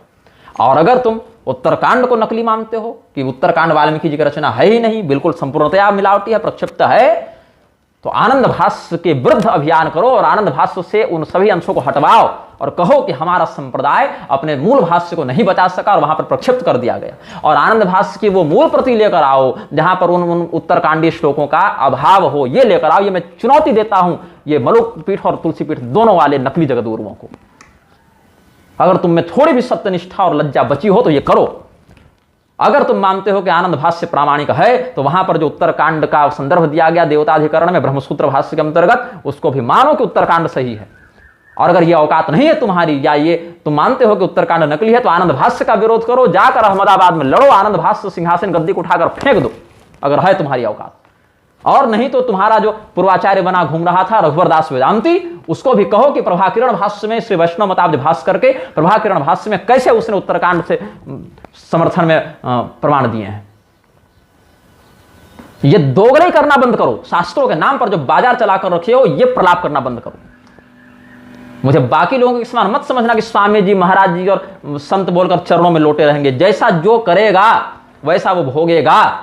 शास्त्रों के साथ छल करने वाला कोई पाखंडी मेरी दृष्टि में सम्माननीय नहीं हो सकता है, चाहे वह मेरे प्रति पूर्वापकार से युक्त हो या पूर्वोपकार से युक्त हो। अपकार और उपकार से इतर जो शास्त्र निष्ठा है, जब निर्णय की बात आएगी, जब पक्ष और विपक्ष की बात आएगी, तो हमारा वही पक्ष है जो वेदव्यास जी का पक्ष है, जो आदि शंकराचार्य जी का पक्ष है, स्वदर्शनातिरिक्त विषयों में श्री रामानुजाचार्य जी इत्यादि का पक्ष है, जो महर्षि वाल्मीकि का पक्ष है, जो और भी यहां तक कि एक सामान्य ब्राह्मण जो संध्योपासना करता है, जो स्वशाखा सूत्र आदि की विधि में श्रद्धा रखता है, उसका कथन भी तुम जैसे निर्लज्जों की अपेक्षा अधिक सम्माननीय है। इस राजेंद्र दास के पास वर्णाश्रम व्यवस्था का विखंडन करने वाला जो शरणानंद पहुंचता है, और जब रामदेव पहुंचता है तो उसको श्रेष्ठ आसन पर बैठाकर अपने ब्राह्मण चेलों से प्रणाम करवाते हैं और उसका यशोगान करवाते हैं। कभी राजेंद्र दास का कोई चित्र मिला कि हाँ ये ब्राह्मण बड़े नैष्ठिक विद्वान हैं, आज हमारे आश्रम में आए, इनसे कुछ उपदेश सुन लें या इनका कुछ प्रवचन व्याख्यान करवा दें? कोई ऐसे श्रोत्रीय धर्मनिष्ठ ब्राह्मण का नहीं। ये सब हाईलाइटेड मीडिया के व्यापारी लोग संत बने घूम रहे हैं। ये इन लोगों का कुचक्र है, कुकृत्य है। अब सीता जी के विषय में जो बकवास की है कि सीता जी की प्रतिमा कैसे बन गई, उस पर भी कुछ चिंतन प्रस्तुत करते हैं हम। अपत्नीकस्य च रामवत् क्रतु प्रयोगः हिरणमय सीताकरणं च लोकापवाद भिया त्यक्त सीतागता निशंस्य भावा शंका निवृत्त्यर्थम। तंत्र वार्तिक में कुमारिल भट्ट जी क्या स्पष्ट करते हैं कि पत्नी के अभाव में जैसे श्री रामचंद्र जी ने सीता जी की स्वर्णमयी प्रतिमा बनाकर यज्ञ किया है, ये इतिहास आख्यान प्रमाण देते हैं। यहाँ पर विष्णु धर्मोत्तर पुराण में रामोपि कृत्वा सौवर्णिम सीताम पत्नी यशस्विनीम ईजे यज्ञर्भो विधि सह भ्रातृभिरच्युतः। पद्म पुराण के उत्तरखंड में याजव याधिमेधम च राघवः परवीरः कांचनीम जानकीम कृत्वा तया सार्धम महाबलः। स्कंद पुराण के नागर खंड में कृत्वा स्वर्णमयीं सीतां पत्नीं यज्ञ प्रसिद्धये न स चक्रे महाभागो भार्या मन्याम कथंचन। स्कंद पुराण के रेवा खंड में सौवर्णिम च ततः कृत्वा सीतां यज्ञं चकारसः अनुमंत्र मुनीन लोकाम देवताश्च निजम कुलम। ये सब वचन है ना, ये सब वचनों से सीता जी की स्वर्णमयी प्रतिमा बनाने का विधान प्राप्त होता है। अब कहें कि प्राण प्रतिष्ठा कैसे हुई, तो वहां पर प्राण प्रतिष्ठा यजमान के हृदय से ही हो जाती है, क्योंकि जब विवाह होता है ना गिरधर, तू तो वर्णाश्रम मानता नहीं, तू तो हर हिंदू से रोटी बेटी करवाने के लिए तैयार है, तो तुझे तो विवाह संस्कार की मर्यादा का ही बोध नहीं, तू तो व्यभिचारी मानसिकता का व्यक्ति है। तो उसमें एक मंत्र पढ़ा जाता है, कहीं बारहस्पत्य और कहीं प्राजापत्य, ये दोनों विधानों से उस मंत्र को पढ़ा जाता है। दीक्षा में भी वो मंत्र लगता है और विवाह में भी वो मंत्र लगता है। इसीलिए पतिरेको गुरु स्त्रीणाम नास्ति स्त्रीणाम पृथक गुरु भी कहा जाता है। बृहस्पतिस्त्वा वियुनक्तु मह्यम का प्रयोग करते हैं दीक्षा में, और प्रजापतिस्त्वा वियुनक्तु मह्यम कहते हैं विवाह में। मम व्रतेते हृदयम दधामि वाले मंत्र में। तो मम व्रतेते हृदयम दधामि से पति पत्नी का हृदय, उनका चित्त, उनकी वाणी एक सामंजस्य से युक्त होती है, उनको एक माना जाता है। इसीलिए पति के ही हृदयस्थ प्राण से उस पत्नी के प्राण को, मूर्तिगत प्राण को संयोजित कर दिया जाता है। वहां देवावाहन पूर्वक प्रतिष्ठा नहीं होती है, वहां पत्नी के जो विकल्प के रूप में जो मूर्ति बैठाई गई है, उस मूर्ति में पति का, यजमान का ही प्राण संयुक्त हो जाता है वियुनक्तु मह्यम, इस प्रमाण से। ये रहस्य है। अब इसमें कुछ लोग कहते हैं हिरण्यकेशी स्रोत सूत्र का मत देकर कि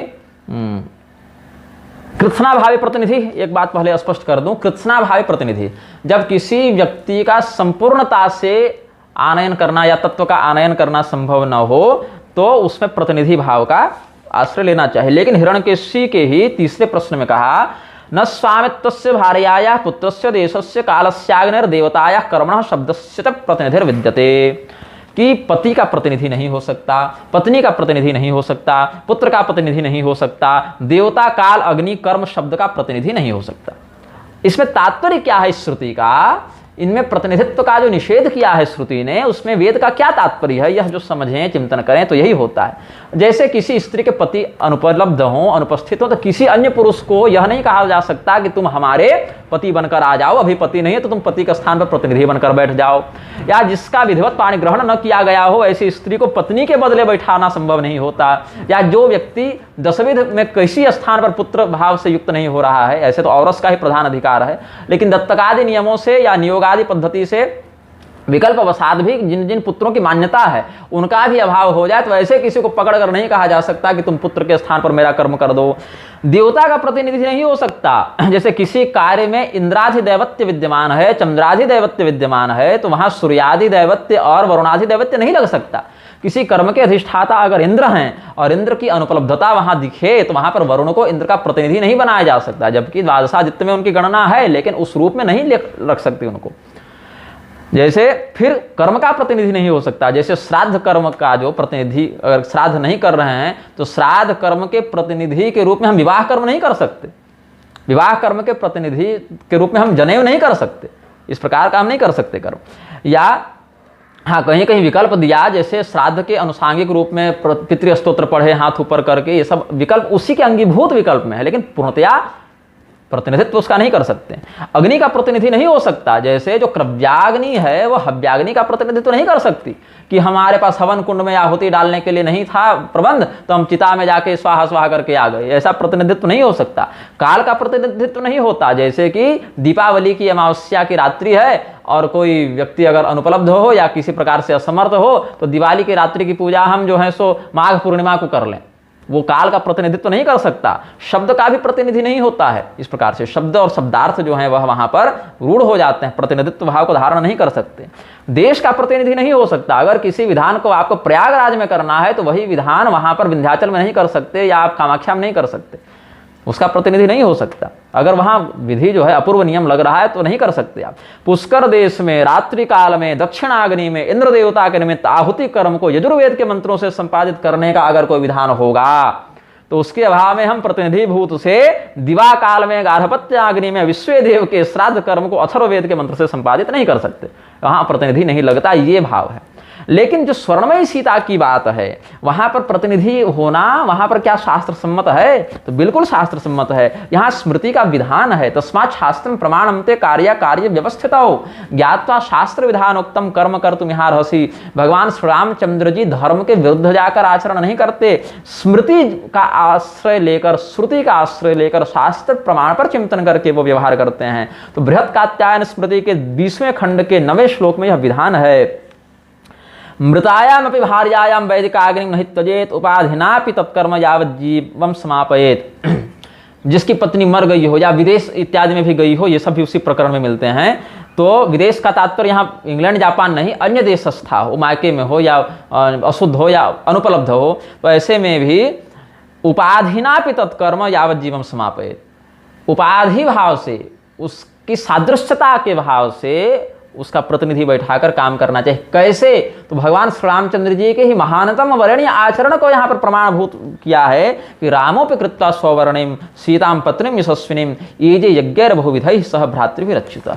ये सब बातें हैं, लेकिन ये सब नालायक ये सब रहस्य को जानते नहीं है, समझते नहीं है, इसीलिए बकवास करते रहते हैं, स्वयं पंडितम मन्य बनकर ये सब जो प्रलाप करते रहते हैं, ये सब शोभनीय नहीं अपितु तो दंडनीय है, क्योंकि मूल शास्त्रीय परंपरा का ये विखंडन कर रहे हैं। अब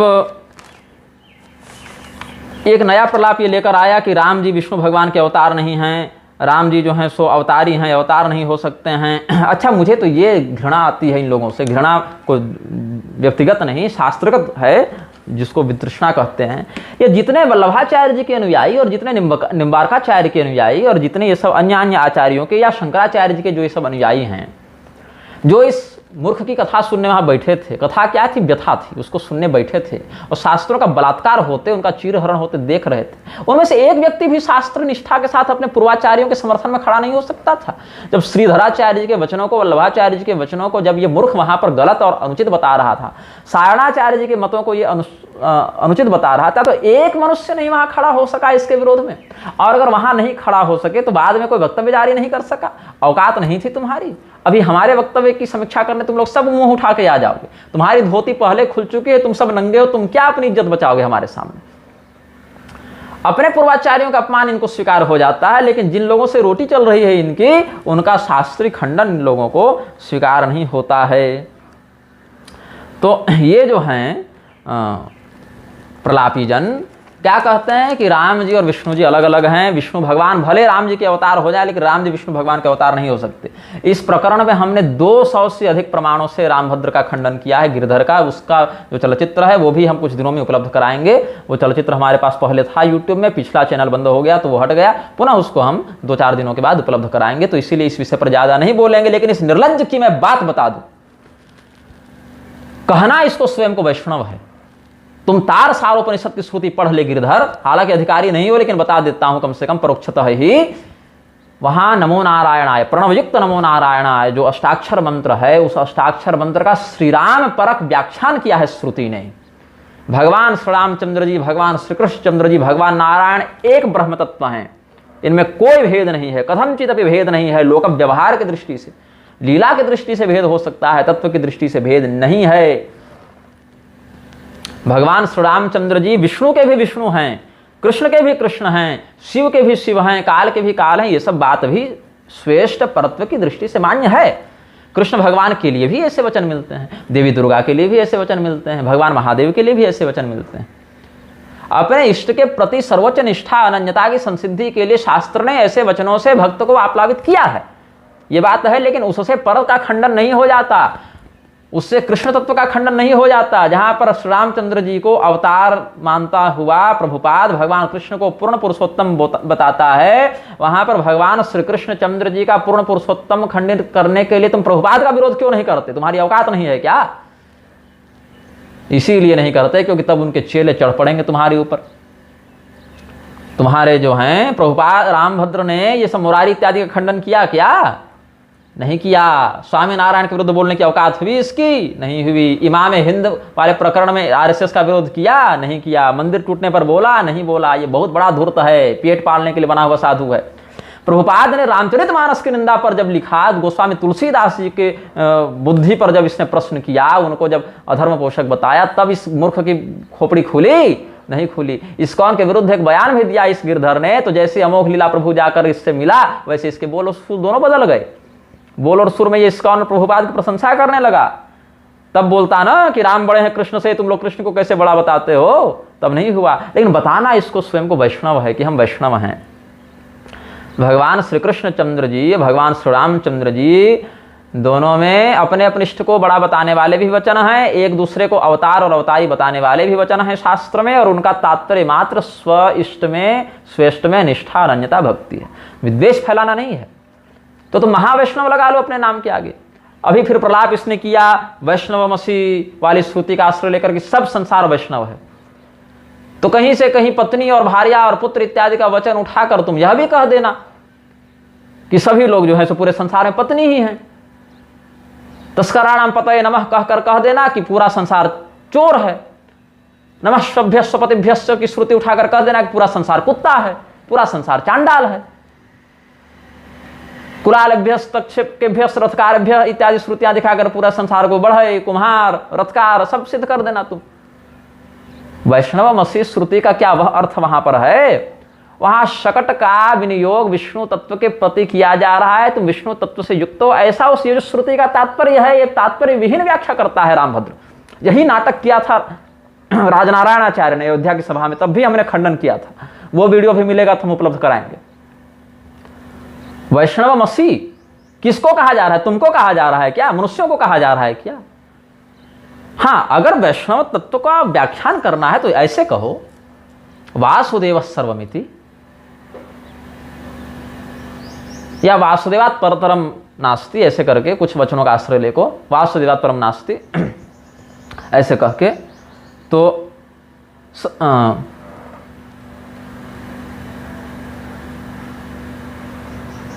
सर्वागमान आचार प्रथम परिकल्पते आचार प्रभो धर्मो धर्मस्य प्रभृच्युत ऋषय पितरो देवा महाभूतानि धातवः जंगमा जंगमम चेदम जगन नारायणोद्भवम।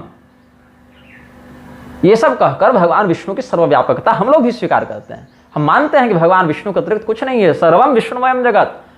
लेकिन श्री राम में सब जग जानी कहने के बाद भी यह नहीं कह सकते कि सभी वैष्णव हैं, और वैष्णव में भी असली वाला श्री वैष्णव होता है, और उसमें भी केवल हम होते हैं, और उसमें भी सर्वाधिक उत्तम महानतम रामभद्राचार्य, मतलब पूरे धर्म के बाप हम हैं।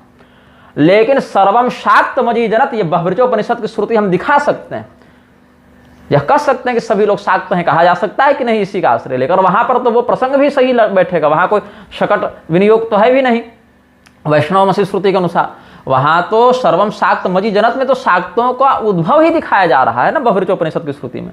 या मालिकोपनिषद ने ये शैवा शाक्ता वैष्णवा ऐसे करते हुए वर्णन किया है, तो जब वैष्णव के अतिरिक्त कुछ था ही नहीं तुम्हारे लिए, तो शैव और शाक्त का वर्णन भी नहीं मिलना चाहिए था। तो वर्णन क्यों मिलता है फिर?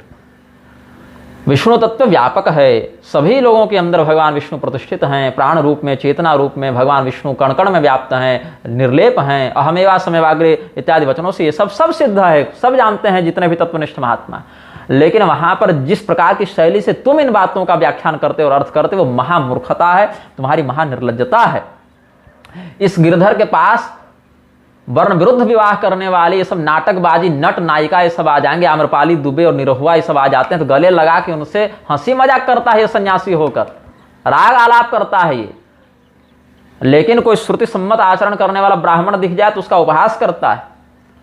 इस रामभद्र को तो देखो, ब्रह्मा जी ने सृष्टि में एक लज्जा नाम की देवी बनाई थी। अगर उससे कभी भेंट हो राजेंद्र दास की या गिरधर की या यह के, तो जरा मिल लेना, कुछ लज्जा का अनुभव कर लेना। अब इधर एक पुंडरी गोस्वामी का हमने सुना, कितनी मूर्खतापूर्ण बात ये व्यक्ति करने लगा है। विदेश जाकर पढ़ने का, मलेच्छों से संसर्ग करने का, ये सब दोष हो जाता है।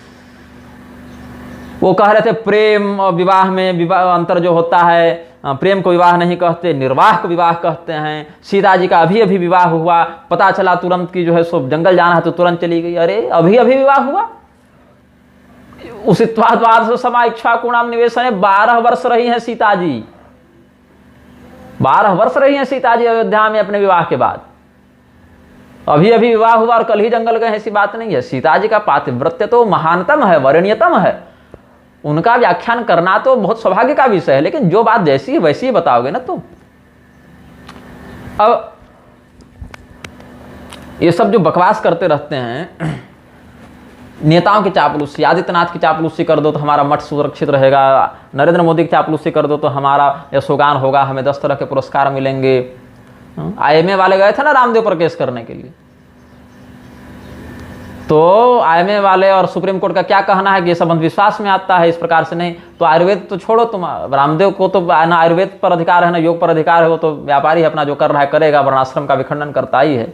लेकिन कल को अगर सुप्रीम कोर्ट यह कह दे कि जो गोरक्षनाथ जी के मत में योग संहिताओं में दिव्य यौगिक शक्तियों से, सिद्धियों से रोगनाश का वर्णन मिलता है, वो सब अंधविश्वास है, तुम दावा नहीं कर सकते ऐसा, तो क्या गोरक्षनाथ जी के मत का खंडन करेगा आदित्यनाथ? नहीं करेगा। इन नेताओं का और इन कथित नेता प्रायोजित गुरुओं का कोई ईमान धर्म थोड़ी होता है। ईमान शब्द यहाँ पर उस प्रकार से मत लेना, एक व्यवहार की बात में हमने कहा तुमको। मत्समः पातकी नास्ति, जो शंकराचार्य जी लिखा वो अपने लिए थोड़े ही लिखा था, हमको तो लगता है ऐसे लोगों के लिए लिखा था। इन श्लोक की सार्थकता ही लोगों में है, लेकिन बात है कि पापघ्नि तत्समान ही तक इनकी बुद्धि गई नहीं। मत्समः पातकी नास्ति वाला ही भाव पर इन लोग रह गए, इसलिए परम पातकी बनने चले।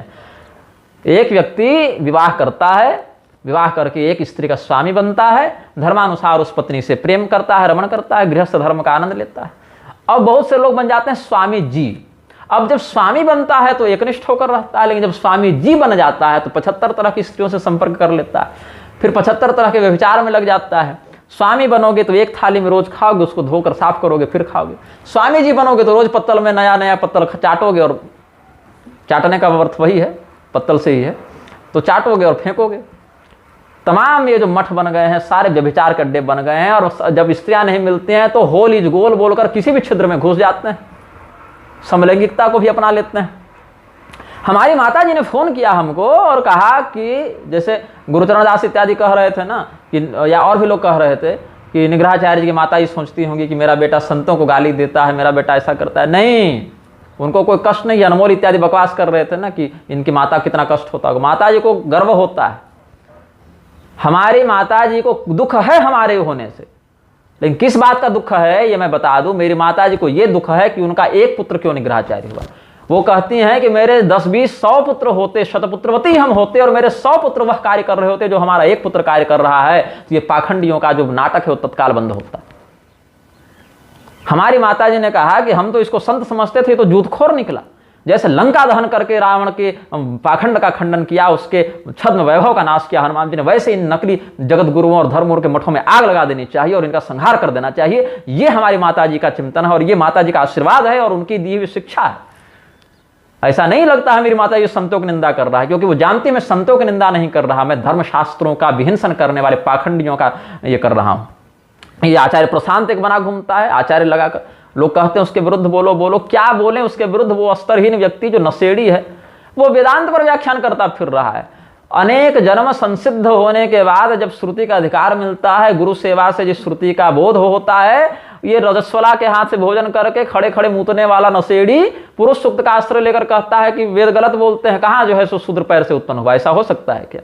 कल को यही व्यक्ति यह भी कहेगा कि खीर खाने से बच्चा होता है क्या, कोई हल चलाने से बच्ची होती है क्या, अग्निकुंड से द्रौपदी का उद्भव हुआ तो ऐसा थोड़े होता। आज का विज्ञान ये सिद्ध कर चुका है, वो सिद्ध कर चुका है। अरे तुम्हारे विज्ञान की औकात तो कोरोना में दिख गई थी, कितना बड़ा तुम्हारा विज्ञान चल रहा है। तो शास्त्रीय सिद्धांतों में क्या आधि दैविक आधि भौतिक आध्यात्मिक रहस्य है, उसको इन नशेड़ियों सब सीखना पड़ेगा। ये रामभद्राचार्य गिरधर कहता है कि नीचे जाकर क्या सीता जी तामसी थी जो अधोगति उनकी हो गई, तो बताओ क्या सीता जी तामसी थी जो जमीन से निकली? फिर और अगर सीता जी तामसी हो जाती तो मूल प्रकृति तो सर्वत्र व्याप्त है। अधश्चोर्ध्वं तिर्यक्चाहम, भगवती तो ऊपर भी है, भगवती तो नीचे भी है, सीता जी से रहित क्या है भाई?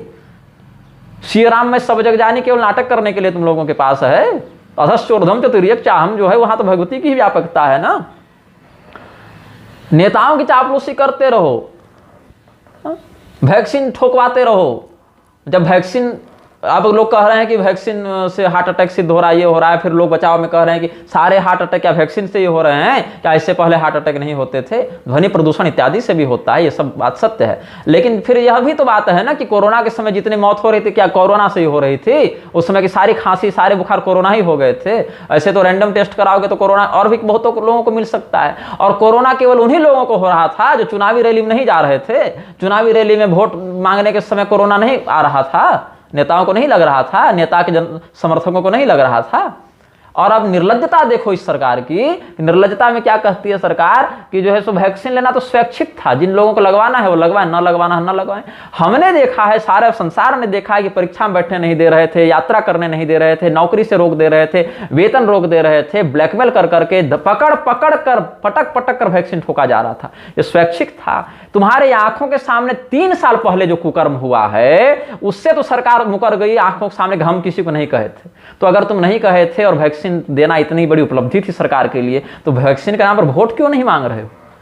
राम मंदिर का नाटक तो करके तुमने शंकराचार्यों को खूब गाली दिलवाई और दिखाया कि हम चाहे तो कुछ भी कर सकते हैं। हिंदू अब शास्त्र के अनुसार नहीं, नेताजी के अनुसार चलता है। तो वही 5 एकड़ मस्जिद का भी तुम श्रेय ले लो। 5 एकड़ मस्जिद के नाम पर वोट क्यों नहीं मांगते हो?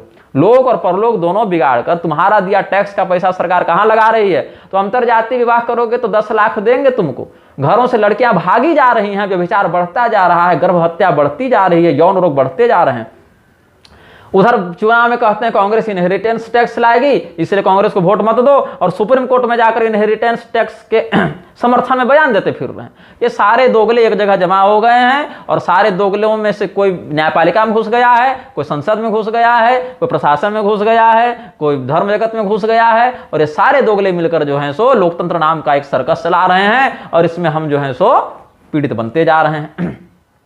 उधर ऋषिकेश ब्रह्मचारी का एक हम वक्तव्य सुन रहे थे जिसमें वो कह रहे थे कि परम रहस्य की बात बताता हूं, वैष्णवाचार्य विष्णु परत्व मानते हैं, शैवाचार्य शैव परत्व मानते हैं, शिव परत्व मानते हैं, शंकराचार्य 5 को मानते हैं, फिर ये सब बातें कह रहे थे। और इस्लाम और ईसाई भी तो ईश्वर को मानते हैं लेकिन वेदों को नहीं मानते, इसीलिए वो गर्हित हो गए। अब भाई देखो, वैष्णवाचार्य जो विष्णु तत्व परत्व मानते हैं तो उसमें वो श्रुति पुराण इत्यादि से ही प्रमाण देते हैं, आगम इत्यादि से प्रमाण देते हैं, और उन प्रमाणों से भगवान विष्णु का परत्व सिद्ध भी होता है।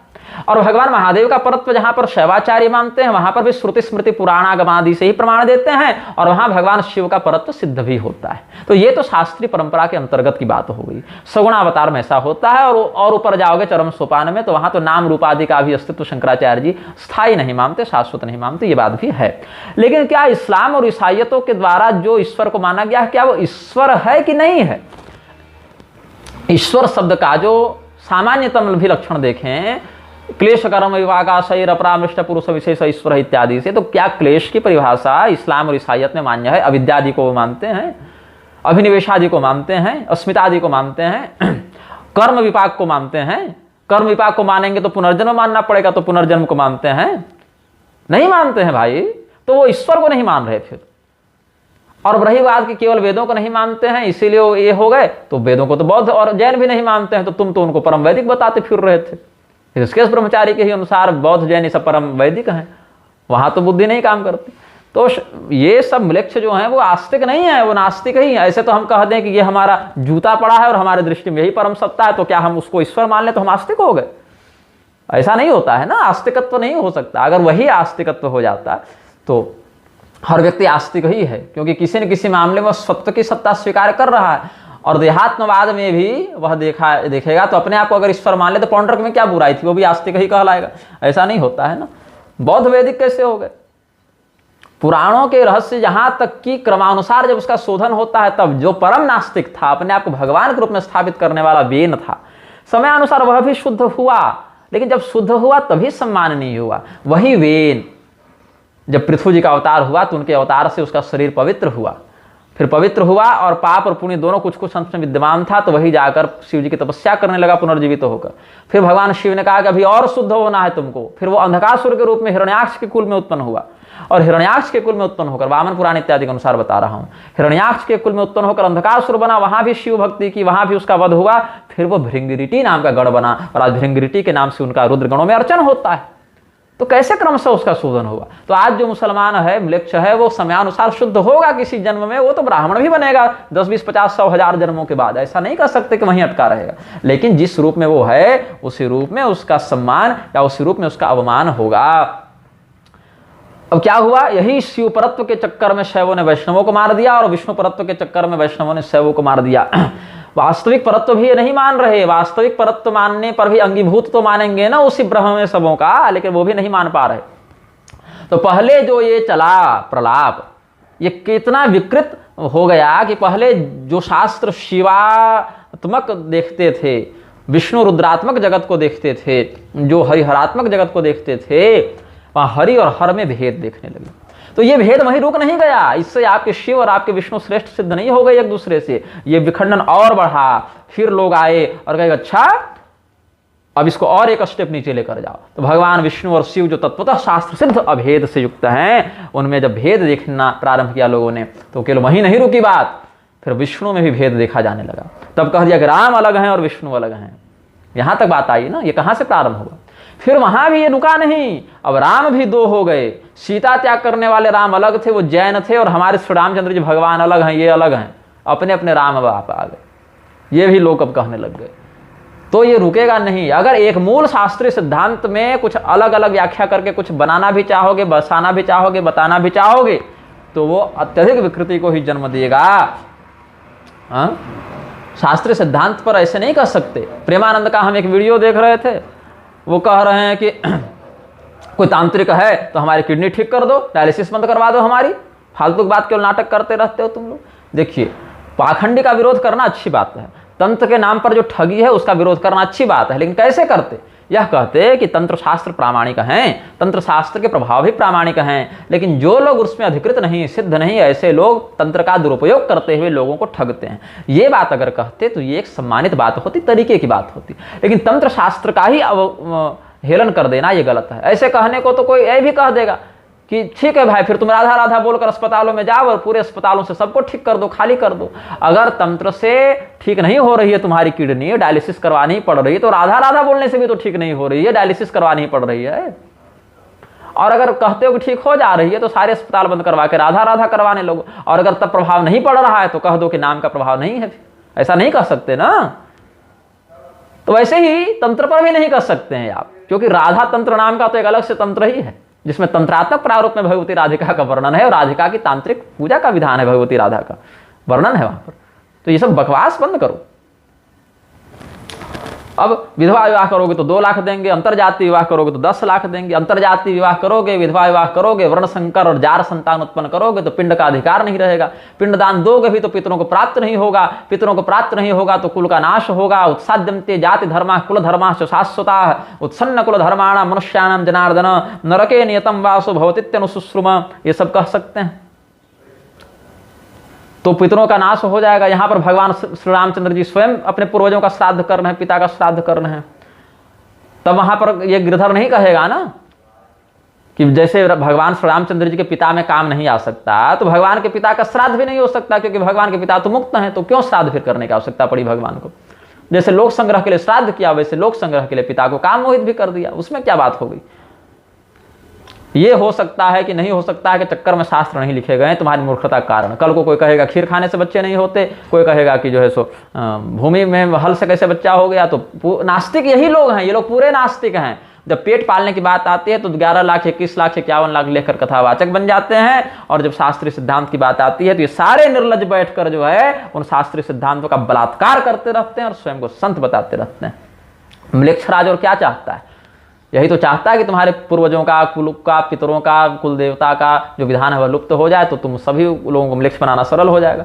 संयुक्त परिवार में कुल कैसे चलेगा इसका ज्ञान होता था। संयुक्त परिवार को पहले तोड़ दो। संयुक्त परिवार नहीं रहेगा तो पूर्वजों का कुलागम का ज्ञान नहीं रहेगा, बताने वाले कुलवृद्ध नहीं रहेंगे, उनको वृद्धाश्रम भेज दो।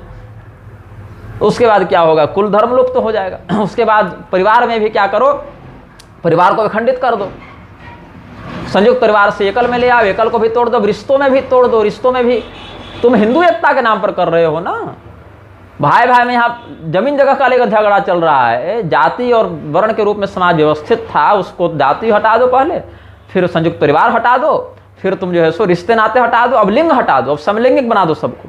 लेकिन राजनीतिक समय पार्टी में बांट के रखो, वोट बैंक में बांट कर रखो, और फिर वहां पर जाति रहने दो। अमुक जाति का अधिकार है, अमुक का नहीं है, अमुक नहीं, ऐसा क्या वैसा क्या, वहां पर फिर जाति लाने दो। लेकिन जहां शास्त्रोक्त रूप से व्यवस्थात्मक जाति का वर्णन है वहां पर मत रहने दो। तो ये मृक्ष राज के जो एजेंट बने घूम रहे हैं, ये सब 10 तरह के बवंडर प्रलापी लोग, ये सब ऐसे ही गलती करते हैं। लहसुन प्याज खाना मना नहीं है और मांस खाना मना है। मांसाहार बहुत ही उलझा हुआ विषय है, सीधे सीधे इसको हाँ और ना में नहीं बताया जा सकता। उधर मुक्तेश्वरानंद सरस्वती और प्रेमानंद ये सब कहते हैं मांसाहार गलत है, लहसुन प्याज खा सकते हो, क्योंकि ये सब ट्रेंड देखकर बात करते हैं। ट्रेंड में अगर कह दे मांसाहार खाना सही है तो लोग कहेंगे अरे ये तो गड़बड़ है, क्योंकि ऊपर बुद्धि से यही समझ में आती है, और लहसुन प्याज तो सब खा ही रहे हैं तो हाँ कह दो। जबकि शास्त्र में प्रोक्षित मांस की परिसंख्या इत्यादि से या स्रोत विधि से पंचापंचरखा भक्षा इत्यादि वचनों से प्रमाण दिख जाएगा, निषेध और विधान दोनों भी दिख जाएंगे। लेकिन लहसुन प्याज का केवल निषेध ही दिखेगा, विधान नहीं दिखेगा।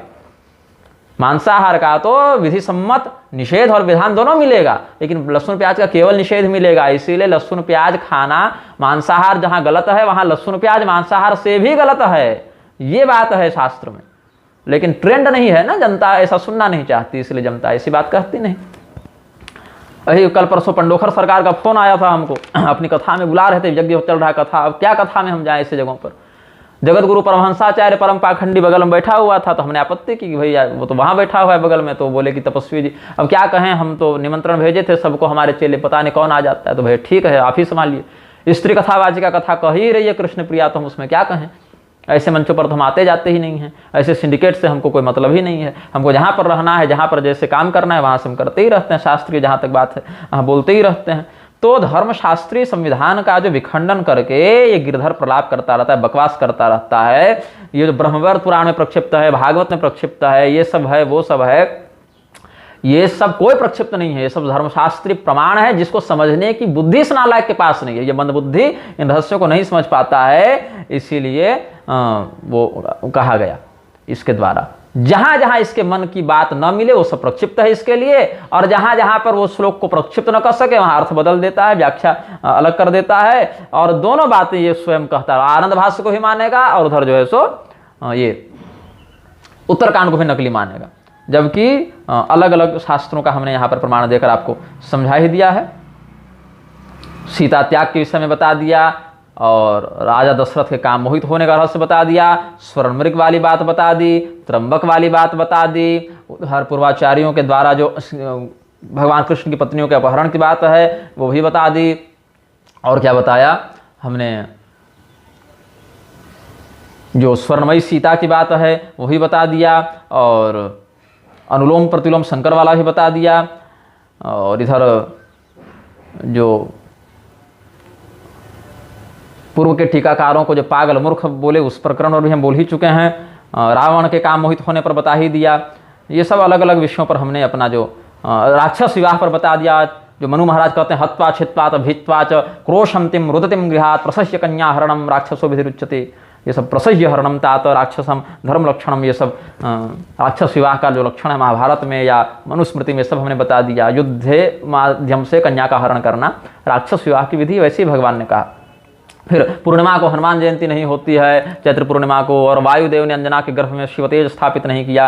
ये सब जो प्रलाप इसने किया है इस मूर्ख ने, इन सब बातों पर हम बोल ही चुके हैं। और बहुत कुछ है। अब यहाँ तो ऐसा हो रहा है कि पवित्र पवित्र बोलकर लोगों को जनेऊ दे रहे हैं और सीधे पवित्र करवा दे रहे हैं कि जो भी करके खा पी के रमण करके और सूतक इत्यादि में कर लो। पवित्र पवित्रों को ये लोग श्रुति मंत्र बताते फिर रहे हैं। श्रुति नहीं, आगमोक्त मंत्र है।